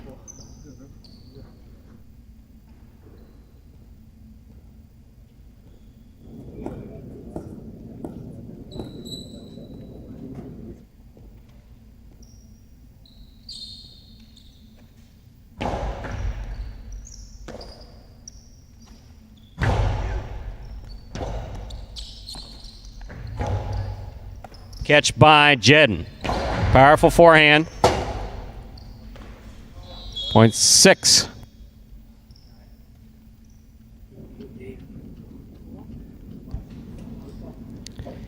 Six on the board with 3 points. Serving to post 8. Carballo and Tennessee receive.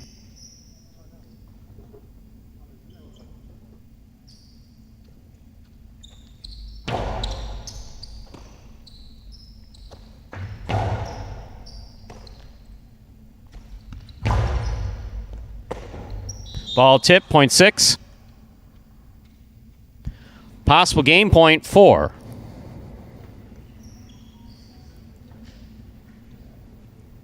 Yellow shirts post 6. Jedden and Julian trying to stop them.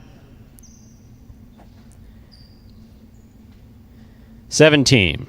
CRB and Bragley.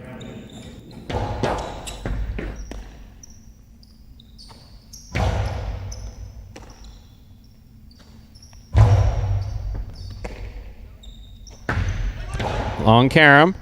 Julian calls for the ball. Hard throw. Gets out of the way. Point and game, post 6. Jedden and Julian. 3 places. 1 serves to 5. This is for show.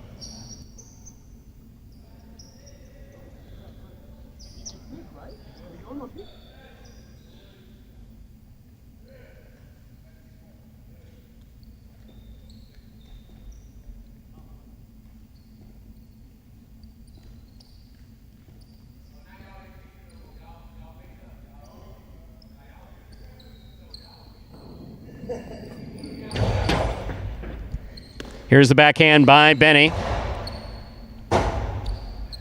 Robote forehand into the pad. Point and a third place finish for post 5, Kubala and Benny.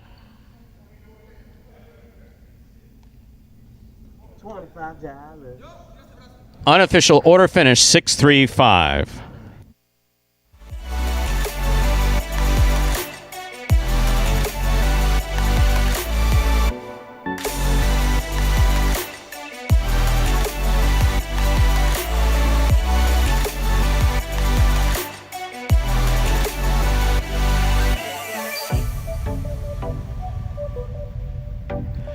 And results from game number 5 are now official. Post 6, that's team of Jed and JUN picking up the win. Taking second, post 3, Cool Fitness and Spinner coming in third. Post 5, Kubawa and Benny, $2 Quinella or Quinella. 3-6 returns $38. The $2 trifecta, 6-3-5. Now returns $212.60. Not a bad return on the 6 to win. $2 returns $15 even.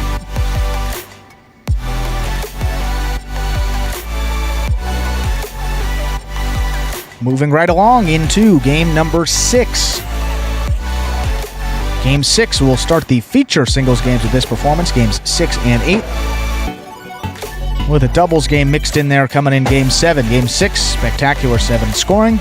Standard wagering options available. Win, play, show, Quinella, Exacta, and Trifecta wagers. Plus, in this 6th game, we begin the late pick 3. Correctly pick the winners of the next 3 games, that is 6, 7, and 8, to cash in on that late pick 3.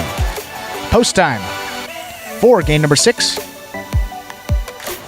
Now just 7 minutes away. Good luck.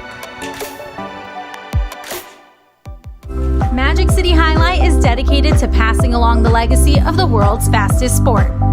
They set a goal of distributing 5,000 cestas to local youth through community partnerships with organizations including Boys and Girls Clubs of Miami-Dade, Branches, Miami Police Athletic League, and the YMCA of South Florida. As part of this community outreach initiative, Magic City Jai-Alai players went on site to the Boys and Girls Clubs of Miami-Dade and Branches for lessons in the South Florida rich sport. Hey, dude, I'll teach you kids how to play golf.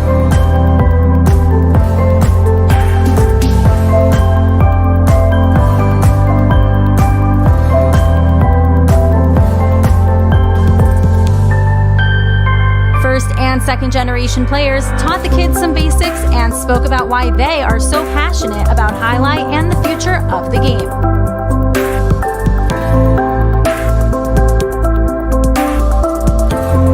I love Branches and I love you guys too.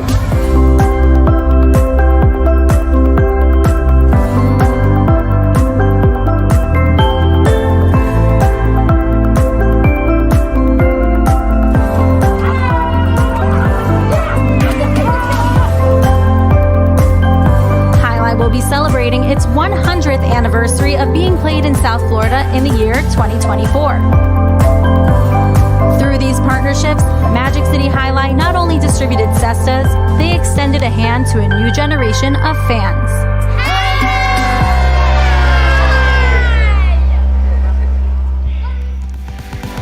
And we are back here now, just about 5 minutes away from game number 6. So let's take a look at those double standings now. That team of Jed and JUN been on a bit of a tear here over the past couple of performances. 1 win for them in week number 4, 2 wins for them last week, 1 win in 3 appearances thus far here in week number 6. And that was a team, you go back to week number 1, Jed and JUN only played 1 game. Week number 2, they got their win. Week number 3, we had no doubles. So pretty much every week that they've been actively playing and played a full slate of games, they've gotten at least 1 win. So maybe a team to look out for. They played very well. Those are 2 good friends. They built a nice relationship off the court, and you're starting to see it work out pretty nicely for those 2 guys on the court as well. Their 5th such doubles victory. They are now in 4th place overall, trailing Kubawa and Benny, Carballo and Tennessee are at 8, and then we still have Cool Fitness and Spinner up there at the top of that doubles leaderboard with 14 doubles wins. Pretty incredible stuff for that team still. So do you think Ben understood my explanation? He was putting up a fight. But I think at the end of the day, he understood. Exactly. So there's a few things that are sacred here. And the empanadas. Well, one, effort on the court Sure. is sacred to the best of the player's ability. That is sacred. Yeah. In furtherance of winning every point, and winning every point in furtherance of winning every game. That's sacred. Sure. Second thing that's sacred, from a behind-the-scenes perspective, is keeping score. Very important, I would say. What was the first thing I told you when you got the job? Make sure the points are correct. Exactly. Always. So, Always make sure. Yeah. Here we have two different systems. We have the Parimutuel system, and we have the backup system. Backup system has been working. It's had a couple of hiccups, but it's something that's being created. For its rookie season, I'd say pretty good. Absolutely. Yeah, rookie of the year for sure. And me as well. So Ben being back here, we joke around, but it's very, very easy to be distracted. Very easy to be distracted. It's one of the reasons why I enforce the rule about being quiet on the bench and no rooting from the bench. It's like, we like the fact that players support other players. However, when they're rooting from the bench, consistently the offenders that are doing it aren't doing it to root for someone, they're rooting against them. So, we eliminate that. If you're sitting on the bench and you're playing a game, you have a right not to be distracted. You also have an obligation not to distract other players in the game. That's kind of how that works. So I put up the wrong point in the backup system and I couldn't recreate it. And Ben was looking at me saying, "It's got nothing to do with me sitting back here." And it's like, it's got everything to do with you sitting back there. It's only happened one other time. I don't know that he was sitting back here then, but that's like one of the things that after this many years I don't really screw up. So what happened was Julian looked through the back wall at me, playfully saying, "What's Ben doing sitting back there with the stupid hat and the, that's what Ben was doing." Yeah. No. And so while I turned around to do that, I turned around and I put the wrong point in the backup system. Then the problem is, when I look at it, it doesn't match who's on the court. And then you go, wait a second, I screwed up. And then you feel that, the panic sets in. Then you feel that panic set in. And so Ben was like, "You're just being mean to me. You're just being..." Now I know why you were so brutal to him in the parking lot. Now, before you go to the sensitivity training, jack him up against the wall again. Yeah, hey, tell give him me your not to lunch sit back money. here. Yeah, well. I didn't know you hit him up for lunch money. You hit him up for empanada money? Empanada and culada money. Wow. Yeah, Jeeves has started to cut me off a little bit, so we got to start putting players up against the wall. Blackman, little much with the empanadas.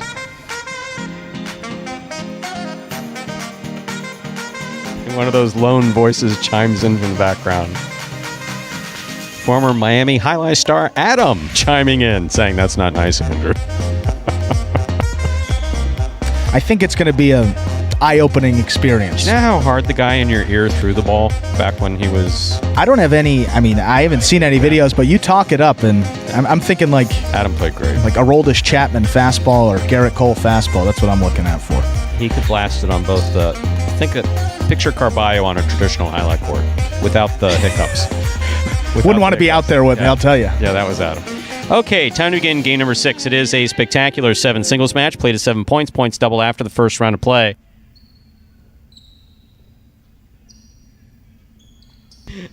Carballo serves to Anderluck in the blue opposed 2.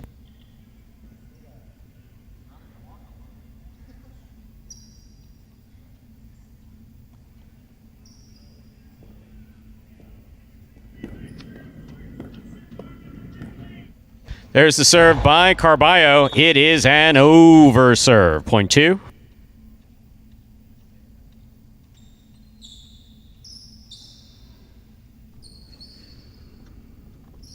White shirt at post 3 receives. Here's Julian.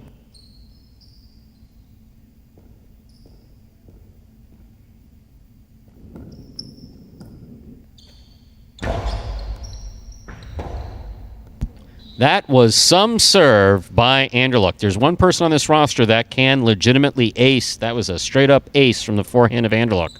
Point 2.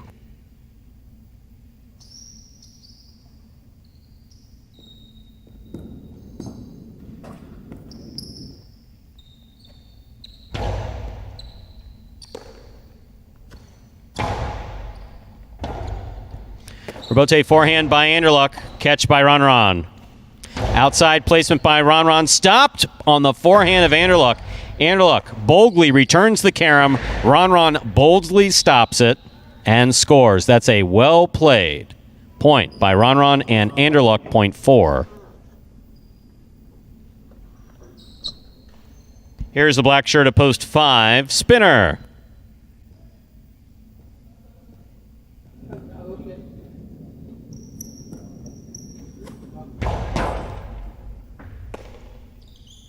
Backhand by Spinner.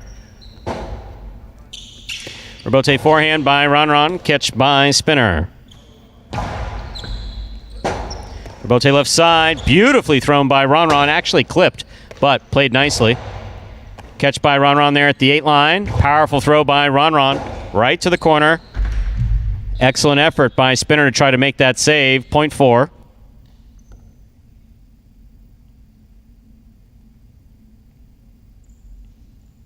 Ron is on the board with 2 points. In this matchup, he serves to the yellow shirt of post 6, worn by Douglas.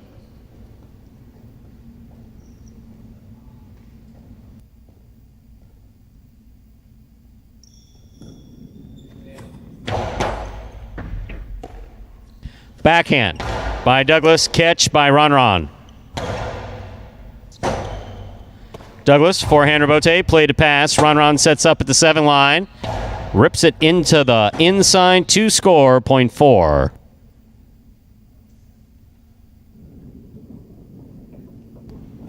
Ron is on the board with 3 points. Here is the pink shirt of post 7, Ikeda.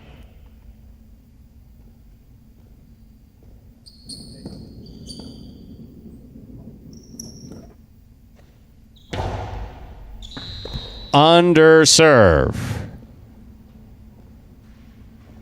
Point 7. In this matchup, Ikeda serves to Benny in the purple of post 8.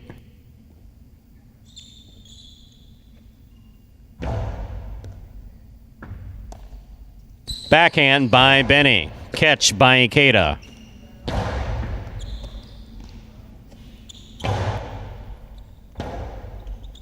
Rebote forehand by Ikeda. Catch by Benny. Ikeda from the right side to the inside. Benny makes the catch. Peek up. Big bounce. Caught a little bit of the side wall. That takes him off of the bounce it's going to have when it hits the floor. Juggling. Ball came out of the cesta while he was in the process of throwing it. Point 7.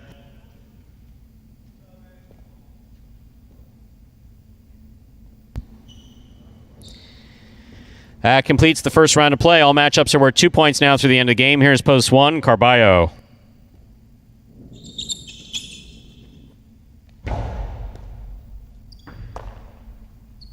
Backhand by Carballo. Rebote forehand by Ikeda. Point 1. Carballo is on the board with 2 points. In this matchup, Carballo serves to JUN.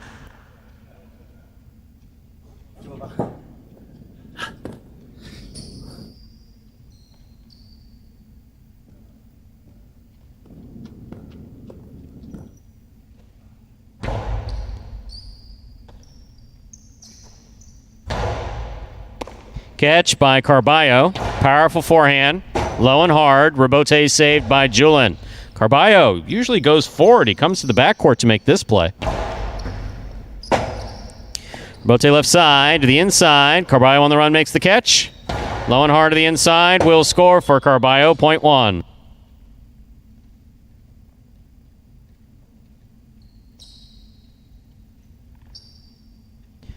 Carballo's on the board with 4 points. Here's the blue of post 2, Anderluck.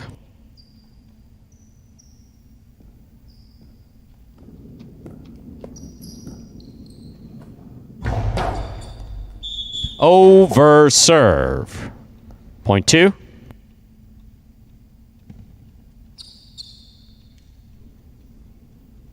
Anderluck is on the board with 4 points. He's now serving to post 5, the black shirt, Spinner.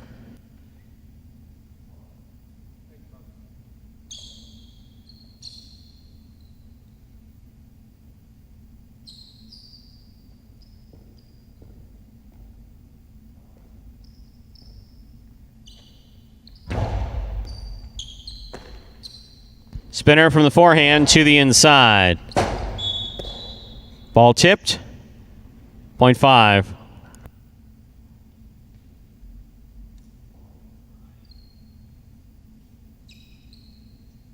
In this matchup, Spinner is serving to the returning 6 post in the yellow shirt. We have number 13, Douglas.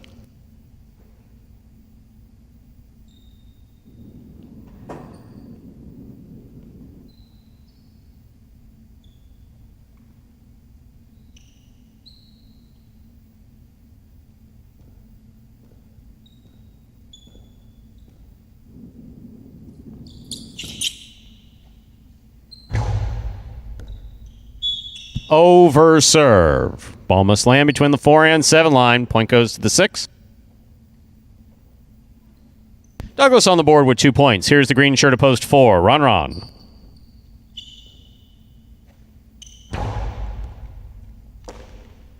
Backhand by Ron. Catch by Douglas. Karen by Douglas is out. Point 4. Possible game point for the green shirt of post 4. Ron. Trying to stop him. Post 8. Benny.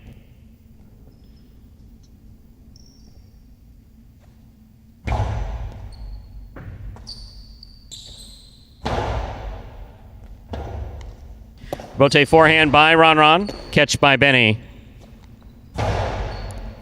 Ron from the left side. Backhand.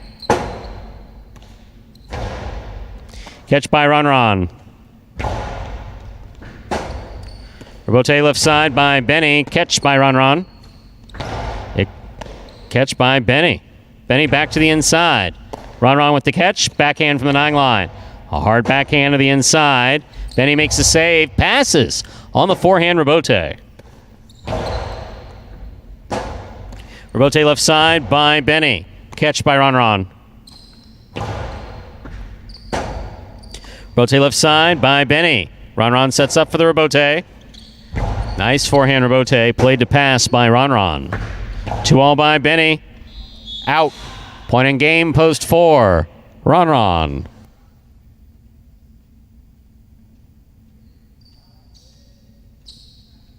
It's a playoff for second and third place. 1 serves to 2.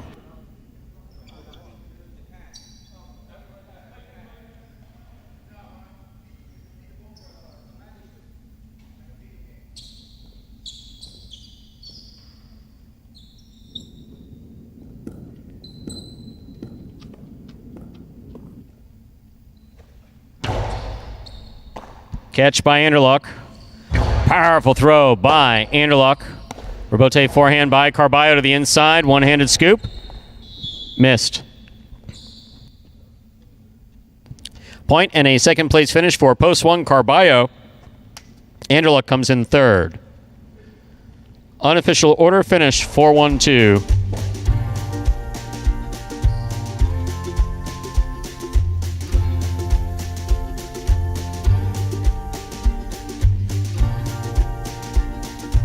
Jai-Alai is very frustrating, but at the same time, it's very fun to play because especially if you're winning, it's different feeling. But if you cannot win, it's also devastating. My favorite aspect in Jai-Alai is when I give my everything, my 100%, and I won that game. I hope at the end of this season, I'll be on the top.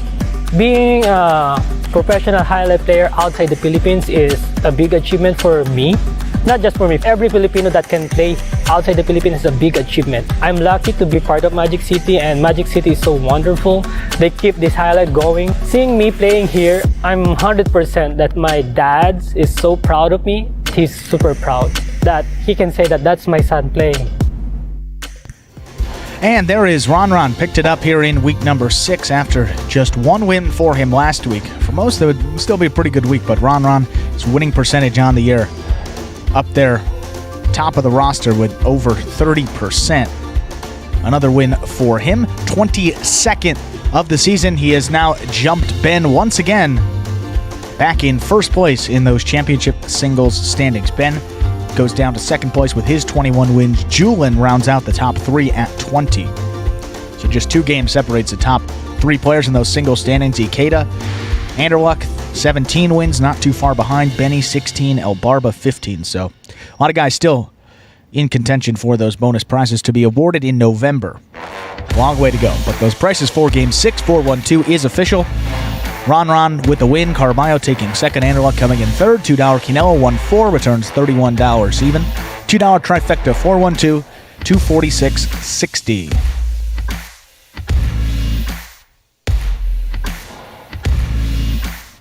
Up next, going back into doubles here. Final 2 games in this performance. Game 7, spectacular 7 doubles match. We'll be playing up to 7 points. Points will double, of course, after all matchups in the first round of play. Game 7 also begins the late daily double. As the name would insinuate, we did have an early one in games 1 and 2. We have that late daily double coming up before the start of game number 7. Pick the winners of games 7 and 8 to cash in on that bet. Post time for game number 7 is now just about 6 minutes away. Good luck. And before we go anywhere, high five, $2,000 if the 8 comes in here. Haven't had a lot of $2,000 high fives up there on the board. It used to be like every performance we would have at least a couple of numbers that would make that high five go, but just one number, that would be the 8 team, and that is Diaz and Douglas. So we'll see if they can get the win. Interesting. Very interesting. Very interesting, but we'll get this game started here in just about 5 minutes.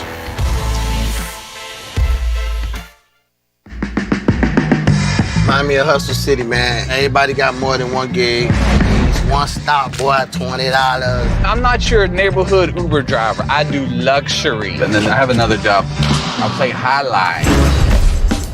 I have this crazy idea. Do you think we could send something out to all the ex-athletes for the last 20 years and say, we're looking to hire and train highlight players? When I first got the email, I thought it was pranking me. I need some clarity on this. I went on YouTube and I Googled highlight. I was like, Jai-Alai. They paying us, man, and we can win big money. Let me see what this is all about.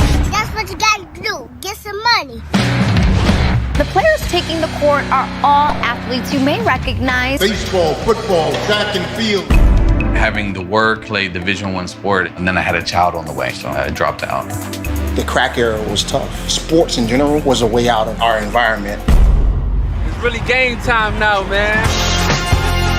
Blood, sweat, and tears. We got the streets on fire. This is gonna be the first time that my kids will be able to sit in the audience and root for their father.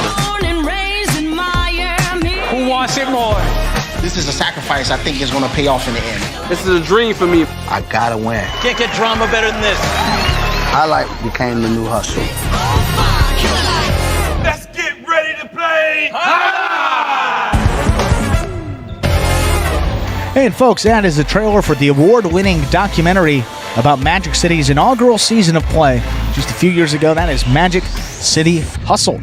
Directed by Billy Corbin, creator of Cocaine Cowboys, Screwball, The U, and much more.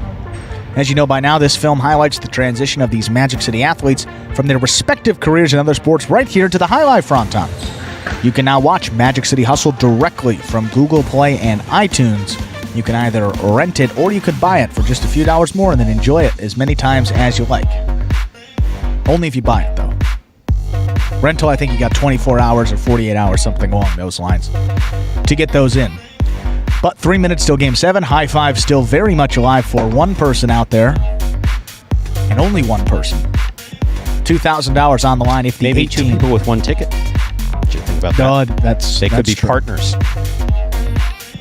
Could be a partnership, but only one ticket. That's right. The proper term. I want to confuse the folks at home because that was a topic of conversation last week. Someone was hustled. We don't want that to happen.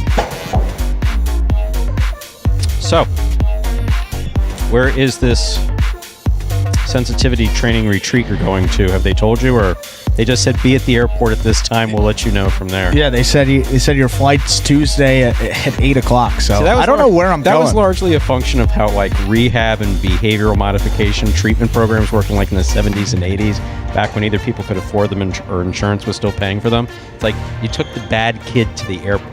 Suffice it to say, I was not the bad kid. I actually in the 90s. Story time was Stu. No, in the early 90s, I was one of the guys at the airport. One that would... One or five or six different trips. What made it frustrating was when the parents didn't tell the kid where they were going. That was... Really? Oh, yeah. That's... Oh, yeah. It was myself. That's tough. And in one case, a nurse, so that the patient could be... They were going to be difficult on a plane. Let me tell you something. Airlines used to treat this, of course, it was before 9/11. So you would go to the airport and you'd explain to the folks that you were escorting someone who may not want to be going. Here was the paperwork that made it go and made it legit. And, Wow. My goodness. I heard it's somewhere in the Midwest. A lot of trees around, so it'll be a nice... there used to be places scattered around the country. Yeah. Thinking maybe Minnesota, Wisconsin. I don't even know if you can consider the Dakotas Midwest, but maybe somewhere in that upper region. There were a number of really good programs actually throughout the country, and then all of even the really good programs would have, they do something stupid, or someone working there would do something stupid. And then I ruined the whole operation. Yeah, mental health really has gotten a bad rap. That's why I'm glad we're kind of going through, we're at the beginning of a renaissance, I think. Very much so. I believe so. I hope so. And Brian D., absolutely not. Least favorite sports team, those Chicago Cubs, by far. Yours? See, never would bet them. Sensitivity training, because you're all harshing on some poor group of people. White Sox. Serenity Lake. Southsiders. I think you're going to a place named Serenity Lake. Okay, time to begin game number 7. That's not original. Scott sent me a text. That's funny. He's playing along at home. Game 7. Spectacular 7 scoring. Serving, red shirts post 1, CRB Bragley. Receiving blue post 2, JUN and JUN.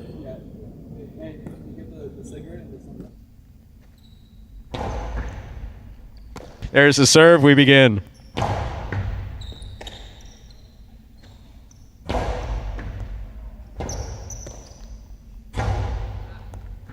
Catch by Bragley.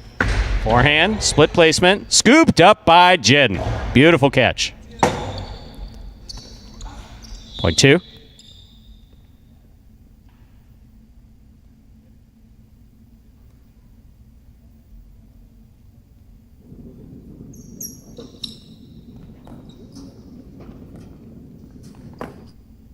Here are the white shirts of post 3, Kubala and Benny.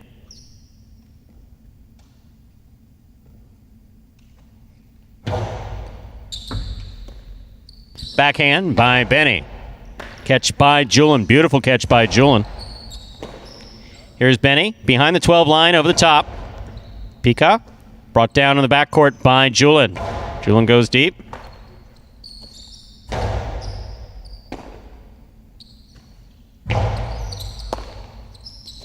Backhand by Benny.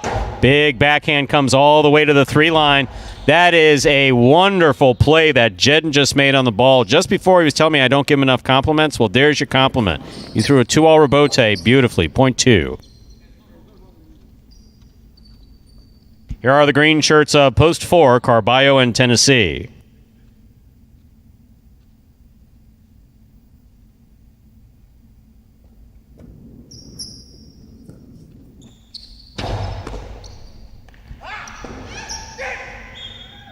Nice play by Carballo. He took the serve through the Dejada, the drop shot. That scores.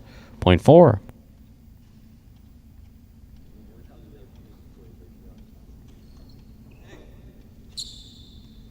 That's just so annoying, bro. Here are the black shirts, post 5, Anderluck and Vuelo.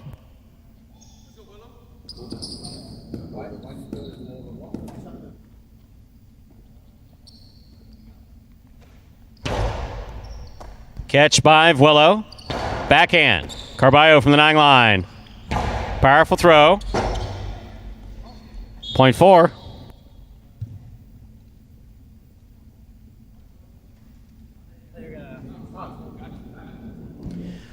The 4 team now serves to the yellow shirts at post 6, Cool Fitness and Spinner.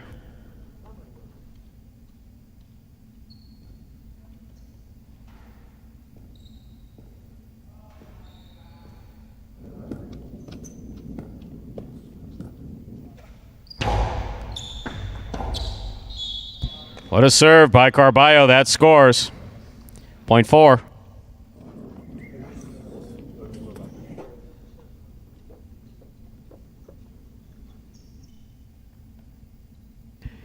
Here are the pink shirts of post 7L, Barba and Ikeda.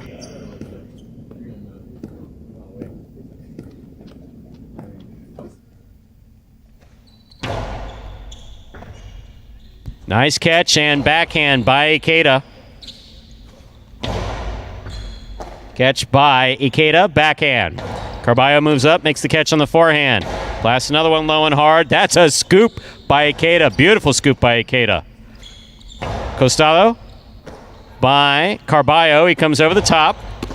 Carballo makes the catch. Blasts another one. What a well-played point, specifically by Carballo and Ikeda. Point goes to the 4. 4 on the board with 4 points. Here's post 8 to complete the first round of play. We have Diaz in the front court and Douglas receives in the back.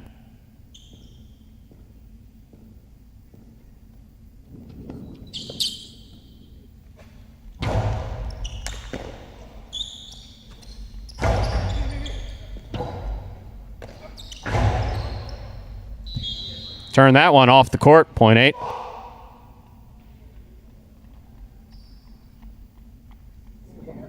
Eight gets a point. We've completed the first round of play. All matchups are worth 2 points now through the end of the game. First to return, the red shirts post 1, CRB and Bragley.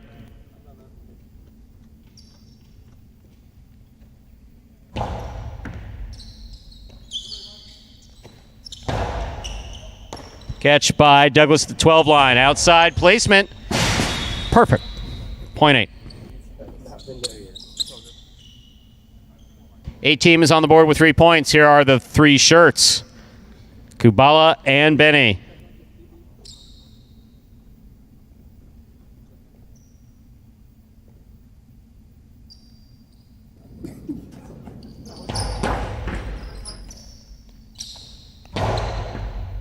Douglas moves up and makes the catch. Powerful backhand. Scores. Point 8. Possible game point 4. Purple shirts post 8. Diaz and Douglas trying to stop them. JUN and JUN.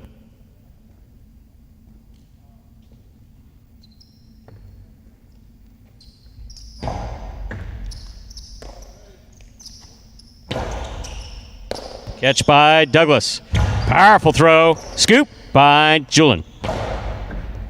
Catch by Douglas at the 13 line. Over the top to the outside. Caught by JUN. Catch by Douglas. Powerful throw. JUN comes up with the catch. There's the backhand. Rebote 2-all. Scooped up by JUN.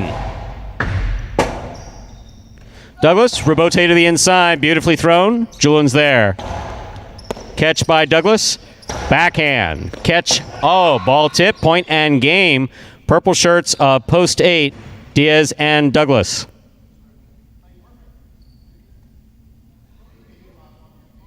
Four places, 2 shows. Unofficial order finish 8-4-2.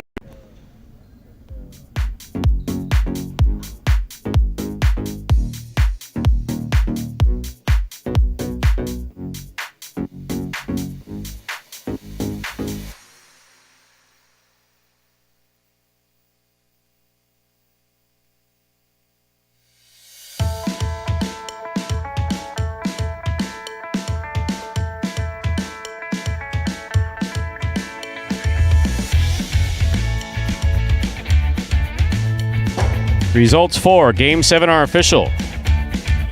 Coming in first, post 8, Diaz and Douglas. Taking second, post 4, Carballo and Tennessee. Coming in third, post 2, JUN and JUN.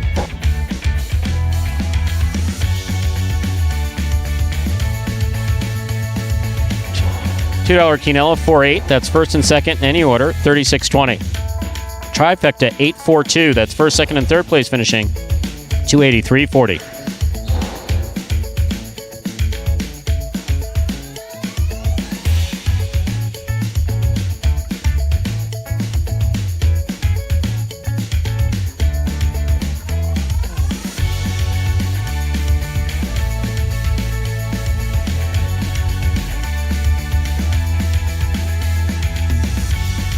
And as soon as the screen rolls over, we will read the high five.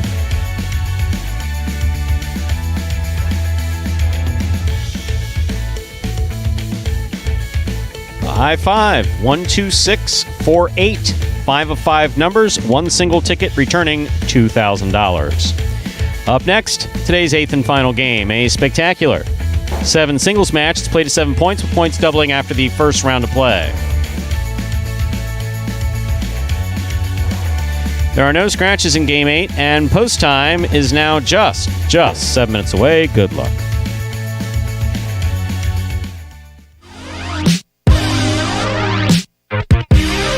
Jai-Alai H2H is the world's fastest ball sport played in a new, electrifying format. Jai-Alai H2H features 2 singles players or 2 doubles teams in a head-to-head battle for court dominance. An H2H match is won by the player who is first to secure a total of 2 out of 3 sets. It takes 6 points to win a set and 2 sets to win a match. Just like in tennis, a player may fault once on a serve, but if 2 serves result in faults, then the opponent wins the point. At the start of a new point, the ball is served by the winner of the previous point. However, at the start of a new set, the loser of the previous set serves first. The action is lightning fast, so strategy and stamina are the name of the game in Jai-Alai H2H. Catch Jai-Alai H2H live on the Jai-Alai channel and never miss a moment of the action. And that is Magic City's newest innovation in Jai-Alai gameplay, Jai-Alai H2H. Back in the regular season here with a combined $100,000 purse. That's combined for both singles and doubles play. You can check out those H2H games. We have the doubles every Saturday. That's before the first performance of the week. We play those H2H games starting at 1 p.m. And on Mondays, that'll be tomorrow, starting at 10 a.m. And we'll give you the players that will be competing tomorrow. That will be group number 3. Remember, in singles, there are 3 groups. Group 1, so the feature game players. Group 2, some middle game players. Group 3, more of the early game players. So you keep everybody sort of competitively balanced within their group, players of similar skill level. So tomorrow you're going to see Diaz, Tennessee, El Barba, CRB, Cool Fitness, and Vuelo. Those will be the 6, and then the doubles teams are the same doubles teams we have in these Parimutuel games. Coming up, you'll see that next Saturday. So, some interesting chatter. So going way back, Brian D suggested that if you were sent off for sensitivity training, that I should be sent off for ECT. Well, this isn't the 1950s anymore when you can just get a couple family members or bosses together and saying, I think this person needs electroconvulsive therapy, and poof, next thing you know, you're getting zapped. And yes, no. So, but as I described to you, I said it was interesting you mentioned that. I am, for my days working in mental health, I am a proponent of modern ECT. Modern, modern. Clarify the modern, big what's the saying? We had talked about One Flew Over the Cuckoo's Nest. That set ECT back 30 years, but that's besides the point. Then there was a question by Jeffrey, I believe it was, regarding what happened with Diaz. So Carbaya was throwing the ball about 1,050 miles an hour because it was over 1,000 miles an hour. And so Diaz is in the front court, and he knows he's not going to go for that serve. So he literally was trying to get out of the way of the serve, and the serve came into his right as opposed to his left. He's left-handed, and so he went down in the process of trying to get away from the ball. And then there's more chatter about, borderline nonsense chatter regarding strategy. So one of the things that we're working on here. So we have a dominant player with a weaker player pretty consistently throughout the board, and that's left over from the first year that we played. And that's why we play doubles here at Magic City. One of the issues is that there's also $15,000 in additional prize money, or if 2 teams play together during both doubles tournaments, that's $20,000 on the line. So Diaz does a mental calculation and says, do I stab at this serve, or do I jump in here, or do I let Douglas do his thing? One, I don't want to take any money. And with Diaz, it's particularly sensitive because he doesn't want to be responsible for Douglas losing his first doubles championship. So there are a number of different things that go, and all these things shouldn't have to be thought of when you're trying to play Jai-Alai. Right. With the ball going 1,000 miles an hour, you shouldn't have to deal with any of that. But I've literally had that conversation with Diaz. So he's making mental calculations of when really all you should be doing is focusing on catching the ball. So what Diaz has to do is he has to get the serve in, which he's done. He has to make the rebotes that come to him and stop the 2 alls that he's supposed to stop, which are 2 alls that go from the 1 to 4 line. And that's how he sees his function. He doesn't see his function as being anything more or less than that. Cool Fitness, for the most part, the same thing. When you have a weaker front court playing with a dominant back court in this doubles championship with this amount of money on the line, it's not just going out there and playing. It's also, how do I not screw it up for the other guy? Right, and we got to... Ernesto's point is right on there. Look, if you want to get the ball to Diaz, you can just pass Douglas, which no one has been able to do over the course of these past couple of days. Just get it over his head, force him to rebote, and it's a lot of ways to change it up. And the reason for that, technically, for Ernesto and anyone else who knows Jai-Alai, the overhead screen is comparatively low here. Right. So if you're throwing from the reverse, Spinner threw it at Dania where there's basically no overhead screen. Yeah, there's a lot so of room. certainly spinner can get it back, but here you're flirting with the overhead screen and it keeps you honest on the back end. If you can pass him from the right side, good luck. There's not a lot of guys here who can pass from the right side. So the dimensions of the court play into why are they not throwing it over his head. Yeah. So there's a number, there's really many things going on here. And also the personalities that are going, that's why I'm keep it simple. Let's eliminate distractions, funny garmentry and so on referred to labels on helmets. And are labels on helmets allowed? Yes, they are. What's my job? My job, according to Scott, which I better get a 5 on this because this was tough for me. I like a nice white helmet with no labels. Scott says if they want to express themselves and they want to put pythons or whatever the hell they want to put on their helmet, that we should allow that. And we need to be understanding of their need to express themselves. No, but anyway, yes. So whereas I'm normally against that, my only job is making sure that whatever it is they do decide to put on their helmet or on their body while they're playing is appropriate. Yeah, and it is interesting, sort of going back to the doubles part of it and talking with Diaz about the mentality and the difference in the parimutuel games in the head-to-head games, because you see Diaz and Douglas in H2H, they've only lost one match that actually haven't been beaten in any set, I don't think. The only match they lost was because they forfeited, and I think they've won all their matches in straight set. Maybe one of those went to a third set. So, I think the H2H over the course of the long season really shows who the better doubles team is, but we're seeing here that it's a completely different animal playing in those games compared to the parimutuels, because you're saying you make one mistake, guys are thinking about that. They don't want to be the one that forces the team to go back there. And especially when you're playing with a guy the caliber of Douglas, you don't really want to make those mistakes and be responsible for it. So can understand that a little more difficult to play. And I think Diaz is starting to get a little more comfortable, and you can see that reflected in that team's numbers. Last week they had the most in-the-money finishes of all doubles teams. 1 win, 2 places, 5 shows, 8 total in-the-money finishes. The week before that, they had 4 total, which was second on the roster, so that team's certainly starting to figure it out. But I think as we get towards the end of this first tournament, you're going to see that Diaz and Douglas team certainly get a little bit better, and that game right there was just another example of how we know that they're capable of playing. For sure. 4th win for them overall. They're now tied with Ikeda and El Barba. 5th place overall in those double standings. Oh, we got one more game today. 8th and final game. Good luck. Time to begin our 8th game. A spectacular 7 singles match. It's played to 7 points. Points will double after the first round of play. Serving in the red shirt of post 1 is Ron. Receiving in the blue shirt of post 2 is JUN.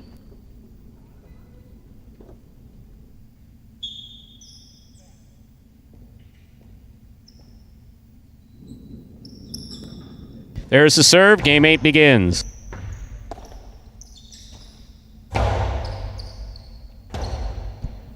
Ron makes the save on the side wall. Here's JUN. JUN winds up from the costado, puts it back inside. Ron makes the rebote. It lands out. Point 2.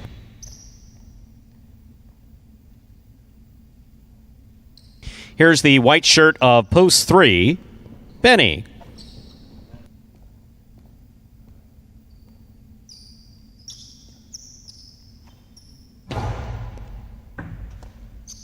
Backhand by Benny. Rebote, forehand save by JUN. Benny steps in at the 5 line. Hard throw to pass. Rebote forehand by JUN. Catch on the forehand of Benny. Soft touch by Benny. That's actually a really good Tejada or drop shot. But JUN got to it. And then what did he do with it? Threw it off the court. Point 3.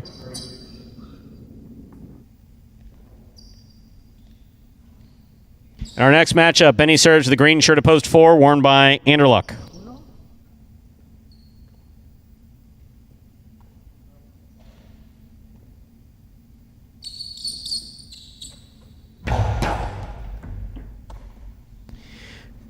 Powerful forehand by Anderluck. Benny cuts it off at the 10 line. Back to the inside. Lots of risks there.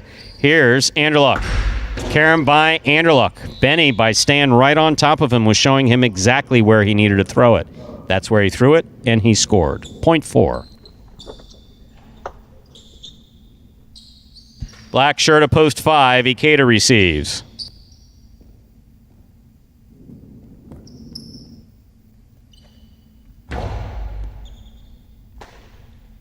Backhand by Ikeda. Passes.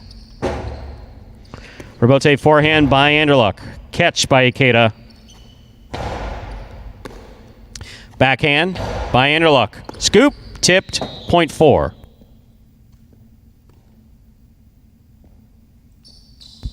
Now receiving the yellow shirt at post 6, Douglas.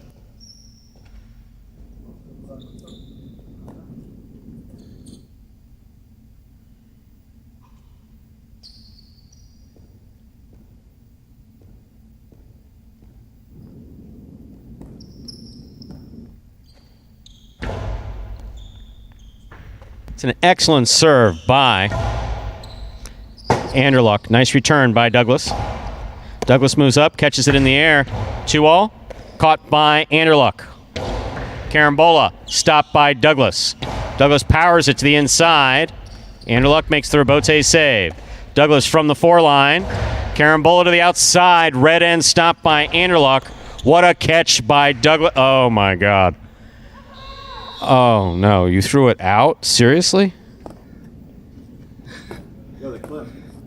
Oh, Jesus Christ. Okay. Point 4.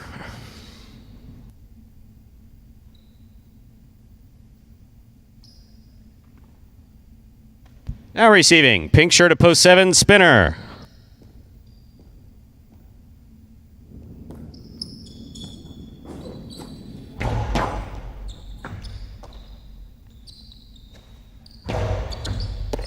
Catch by Anderluck. There's the backhand. Spinner. Backhand from the 8 line. Here's Anderluck from the 9 line. Karam beautifully executed. Nicely stopped by Spinner. Spinner trying to get the big bounce. Cut off by Anderluck and a beautiful catch. Here's the catch by Spinner. He winds up. Wow. Nice throw by Spinner. Will score. Pika from the left side to Costado. Well played by Spinner. Point 7.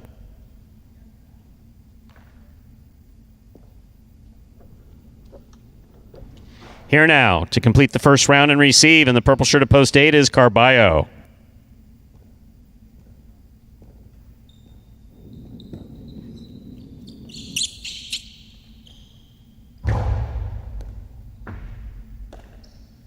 Backhand by Carballo. Point 7.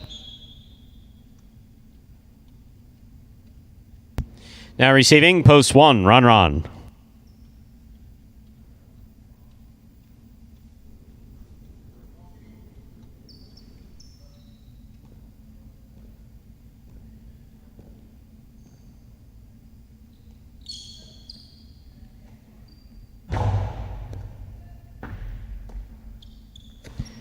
Backhand by Ron. Rebote forehand by Spinner. Ron, nice pickup at the 11 line. Hard backhand. Caught by Spinner. Catch by Ron. Backhand. Rebote forehand saved by Spinner. Catch by Ron. Ron blasts it to the feet of Spinner. Spinner makes the save on the rebote. That's a nice play. Here's Ron. Dos Paredes with a soft touch. The 2-all. Played softly, 2 score. Well thrown. Point 1.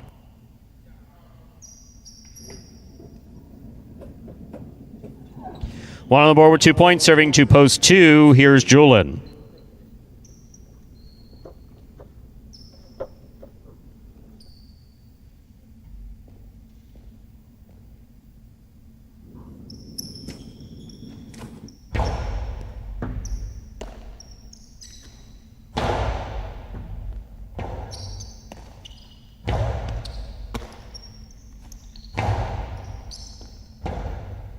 Rebote, beautifully played by Ron. Passes to the inside. 2-all by JUN. Does not open up. It's stopped by Ron. Throw by Ron. Stopped but not held on to by JUN. Point 1. One is on the board with 4 points. Here is post 3, Benny.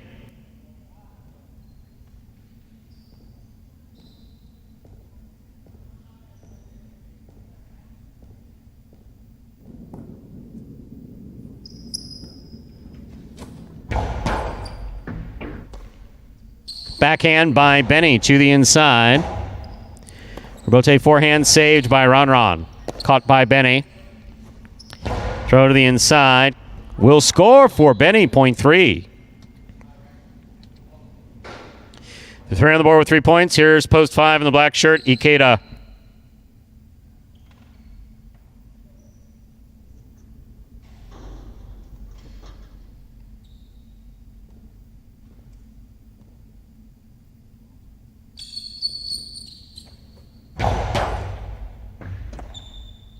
Backhand by Ikeda. Rotate forehand by Benny. Catch by Ikeda. Ikeda to the inside. Stop by Benny. Backhand by Ikeda.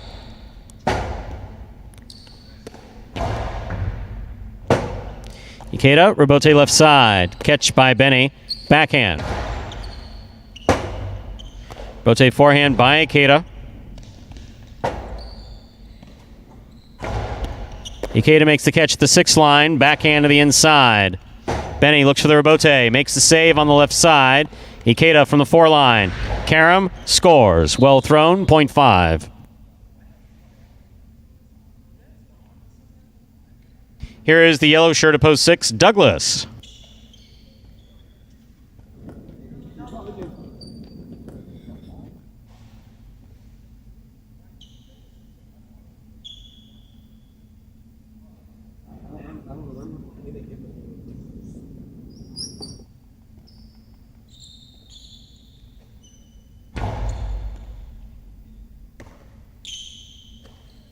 Powerful forehand throw by Douglas.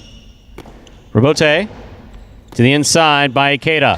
Backhand by Douglas. Rebote comes to the inside. Scoop attempt tipped. Point 5. 5 is on the board with 4 points. Here's post 4, Anderluck.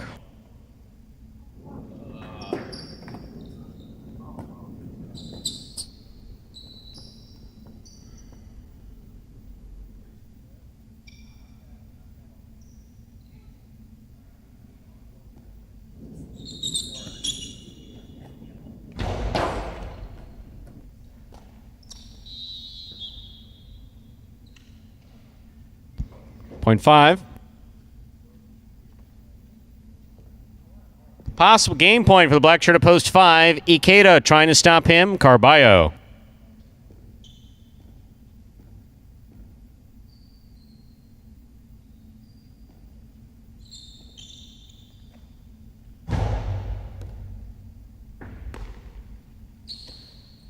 Backhand by Carballo.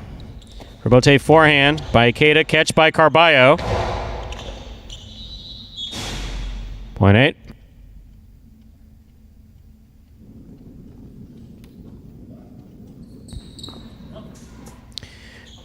Receiving, post 7, spinner.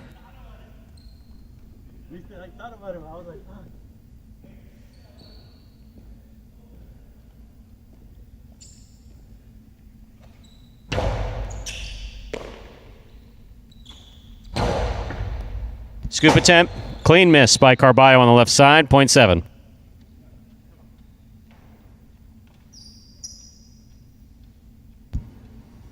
Receiving, post 2. JUN.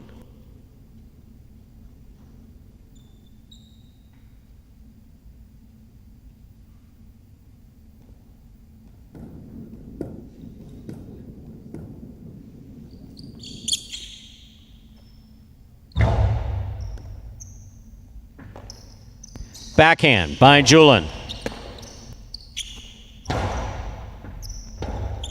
Rebote left side by JUN. Spinner will back up to the 12 line to make the catch.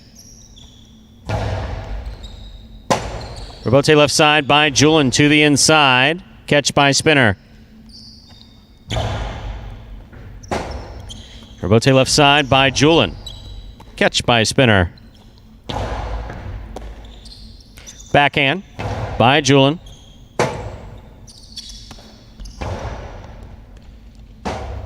JUN makes the rebote save. Spinner on the run. He has the ball at the 4 line. That's what I meant to say. There's the backhand by JUN. Rebote save by spinner.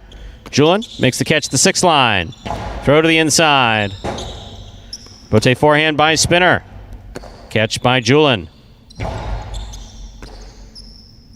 Spinner over the top to the inside. Will score. A well-played point by Spinner and JUN. Point 7. Possible game point for the pink shirt of post 7, Spinner. Trying to stop him, the red of post 1, Ron.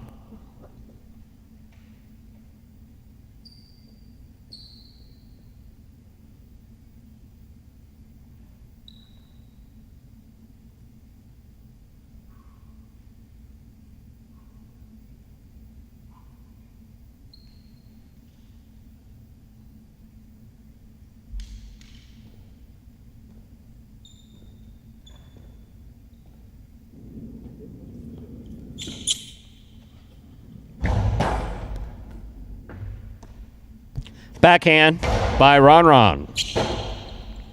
Rebote forehand by Spinner. Ron, powerful backhand. Rebote comes right up the middle. Spinner makes the play to the inside. Catch by Ron.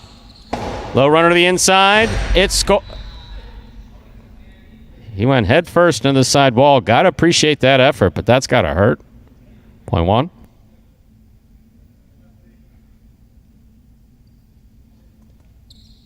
Possible game point for the red shirt of post 1. Ron trying to stop him. Benny.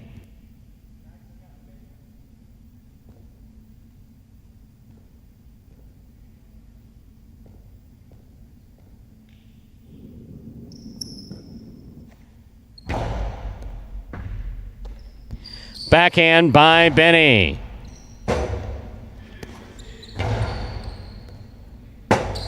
Rebote left side by Benny. 2-all. Oh, he got him. It happens. Point 3. Benny, that's where you apologize to Ron. There you go. Point 3.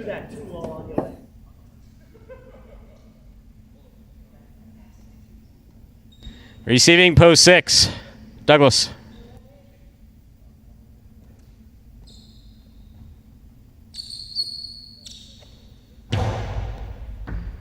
Catch by Douglas. Costello beautifully thrown by Douglas to the inside. Rebote save. He passed him. Wow. There's the rebote by Douglas to the inside. Benny on the run. Oh, to be 17 and be able to get to that ball. Here's the throw by Douglas. It's a 2-all, 2-score, point 6.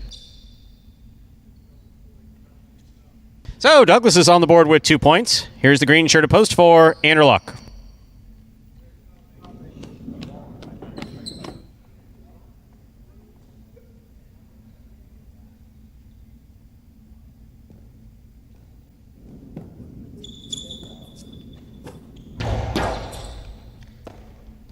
Backhand by Anderluck. Rebote forehand by Douglas. Catch by Anderluck. There's the backhand. Douglas makes the catch. Powerful backhand by Douglas. Rebote forehand by Anderluck. Catch by Douglas at the 8 line. Back to the inside he goes. Anderluck on the run. Will not get there. Point 6.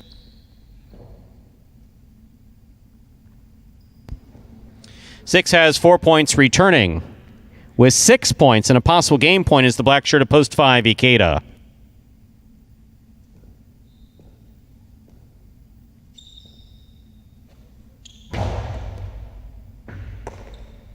Backhand by Ikeda. Rotate forehand to pass by Douglas. Beautifully thrown. Point 6. Possible game point for the yellow shirt of post 6. Douglas trying to stop him. Carballo.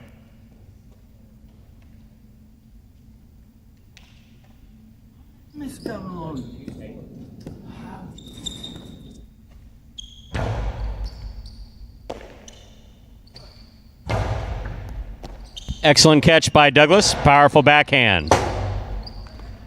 Point in game. Post 6. Douglas. 6 wins it. There will be a playoff for second and third place, 7, 1, and 5. 7 first serves to 1.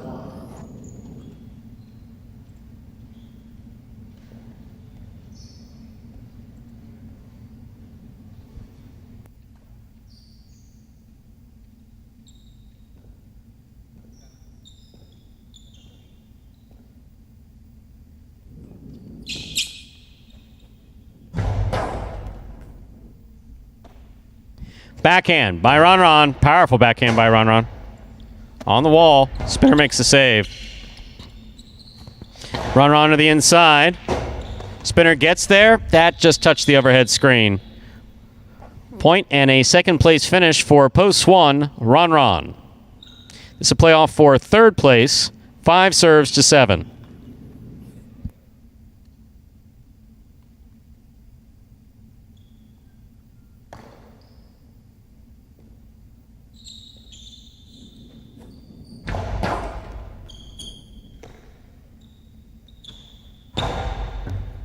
Ball tipped. Point and a third place finish for post 7, Spinner. Unofficial order of finish 6-1-7.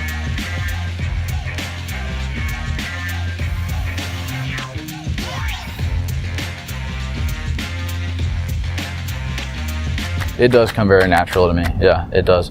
But I don't know. I think it's with all sports too. It's not just highlights. With all sports, there's always the best players, and they're always a natural athlete for the most part. Some guys really work hard and end up being the best, but a lot of guys that are the best are just naturally good at it. I work really hard out here every day, and I think that it shows through my play. But I think being natural at something can only take you so far, and so you have to work hard as well. I try to stay cool most of the time, and I'm not the biggest outgoing guy. I'm not the biggest personality out here. But I think I would hope that people see me as a good guy, and I give 100% at all times, and I hope that it shows through my play. I would love to be the champ again this year. I am definitely going to try my best. Like I said, the competition is getting better every day. I would love to repeat winning singles and doubles again this year. And there is Douglas. So a week after Cool Fitness surpassed the total of wins combined for both Ron and Douglas, they've come back, Stu, and they've won all 4 of the feature singles games through this point. Ron with 2 wins. Now Douglas picking up his second. Douglas making a charge up those standings now. He is past Kubawa. One more falling victim there. 9th place. Solo 9th place for Douglas. Spinner 12 wins. You got El Barba at 15. Benny at 16. Anderluck and Ikeda 17. And then the top 3. JUN, you have 20 wins in 3rd place. Ben 2nd with 21. Ron still leading the pack. 22 singles victory in 1st. Winning game 8, post 6, Douglas taking 2nd, post 1, Ron coming in 3rd, post 7, Spinner. $2 Quinella, 1-6, $20.80. That's 1st and 2nd in any order. $2 trifecta, 6-1-7. That's 1st, 2nd, and 3rd place finishing $270.60. The late daily double, consolation, 8 all, $18, all 6, $7.20. Late pick 3, 4-8-6. 2 of 3 numbers returning $29.20. The Mighty Ocho, $12.80 with $7.60.40 in the carryover. $2 wager on 6 to win, $12.40. And let's clean up this chat on our way out, shall we, Andrew? So going back to a question asked by Steve Smart, Stu, is it fair to say? He said Stu, that's how I know it was for me. It's almost the opposite of long court highlight, where the front quarter can be more of a defensive position. Yes, that is fair to say. Short court highlight, we don't have a lot of experience with it, especially at the professional level. So we're learning as we go. And that is one thing that we did notice in the very beginning of 2018, that we put our more dominant players in the back. We thought we were doing it to handicap them by not having a Carballo or a Jay Liss in year 1 or an Anderluck in the front court. That turned out to be less and less the case. You can dominate from the back court. One real clear thing where this is concerned, something I've talked about, is, for instance, picking the serve in doubles. Why do it? The player who's serving has to bounce the ball behind the 11 line, really just has to run from the 11 to about the 3 to stop a 2-all. No one throws the 2-all really that well. Now, Carballo threw a beautiful drop shot day hot off the serve today. So in that regard, yeah, the front court remains. There's a way of making the front court more offensive here at Magic City. Just it would be primarily off of the rebote in doubles. So kind of I stumbled through that, but an interesting question. The basic answer to your question is yes. Definitely more so here than in traditional highlight. The front court can in fact be more defensive than offensive. And Ernesto talking about he can throw the ball over his head, blah, blah, blah, blah, blah, blah, blah. Yeah, okay. Skipping on. I think that's about all. Yeah. Brian D asking who has the highest number of throwing errors. Don't keep those stats.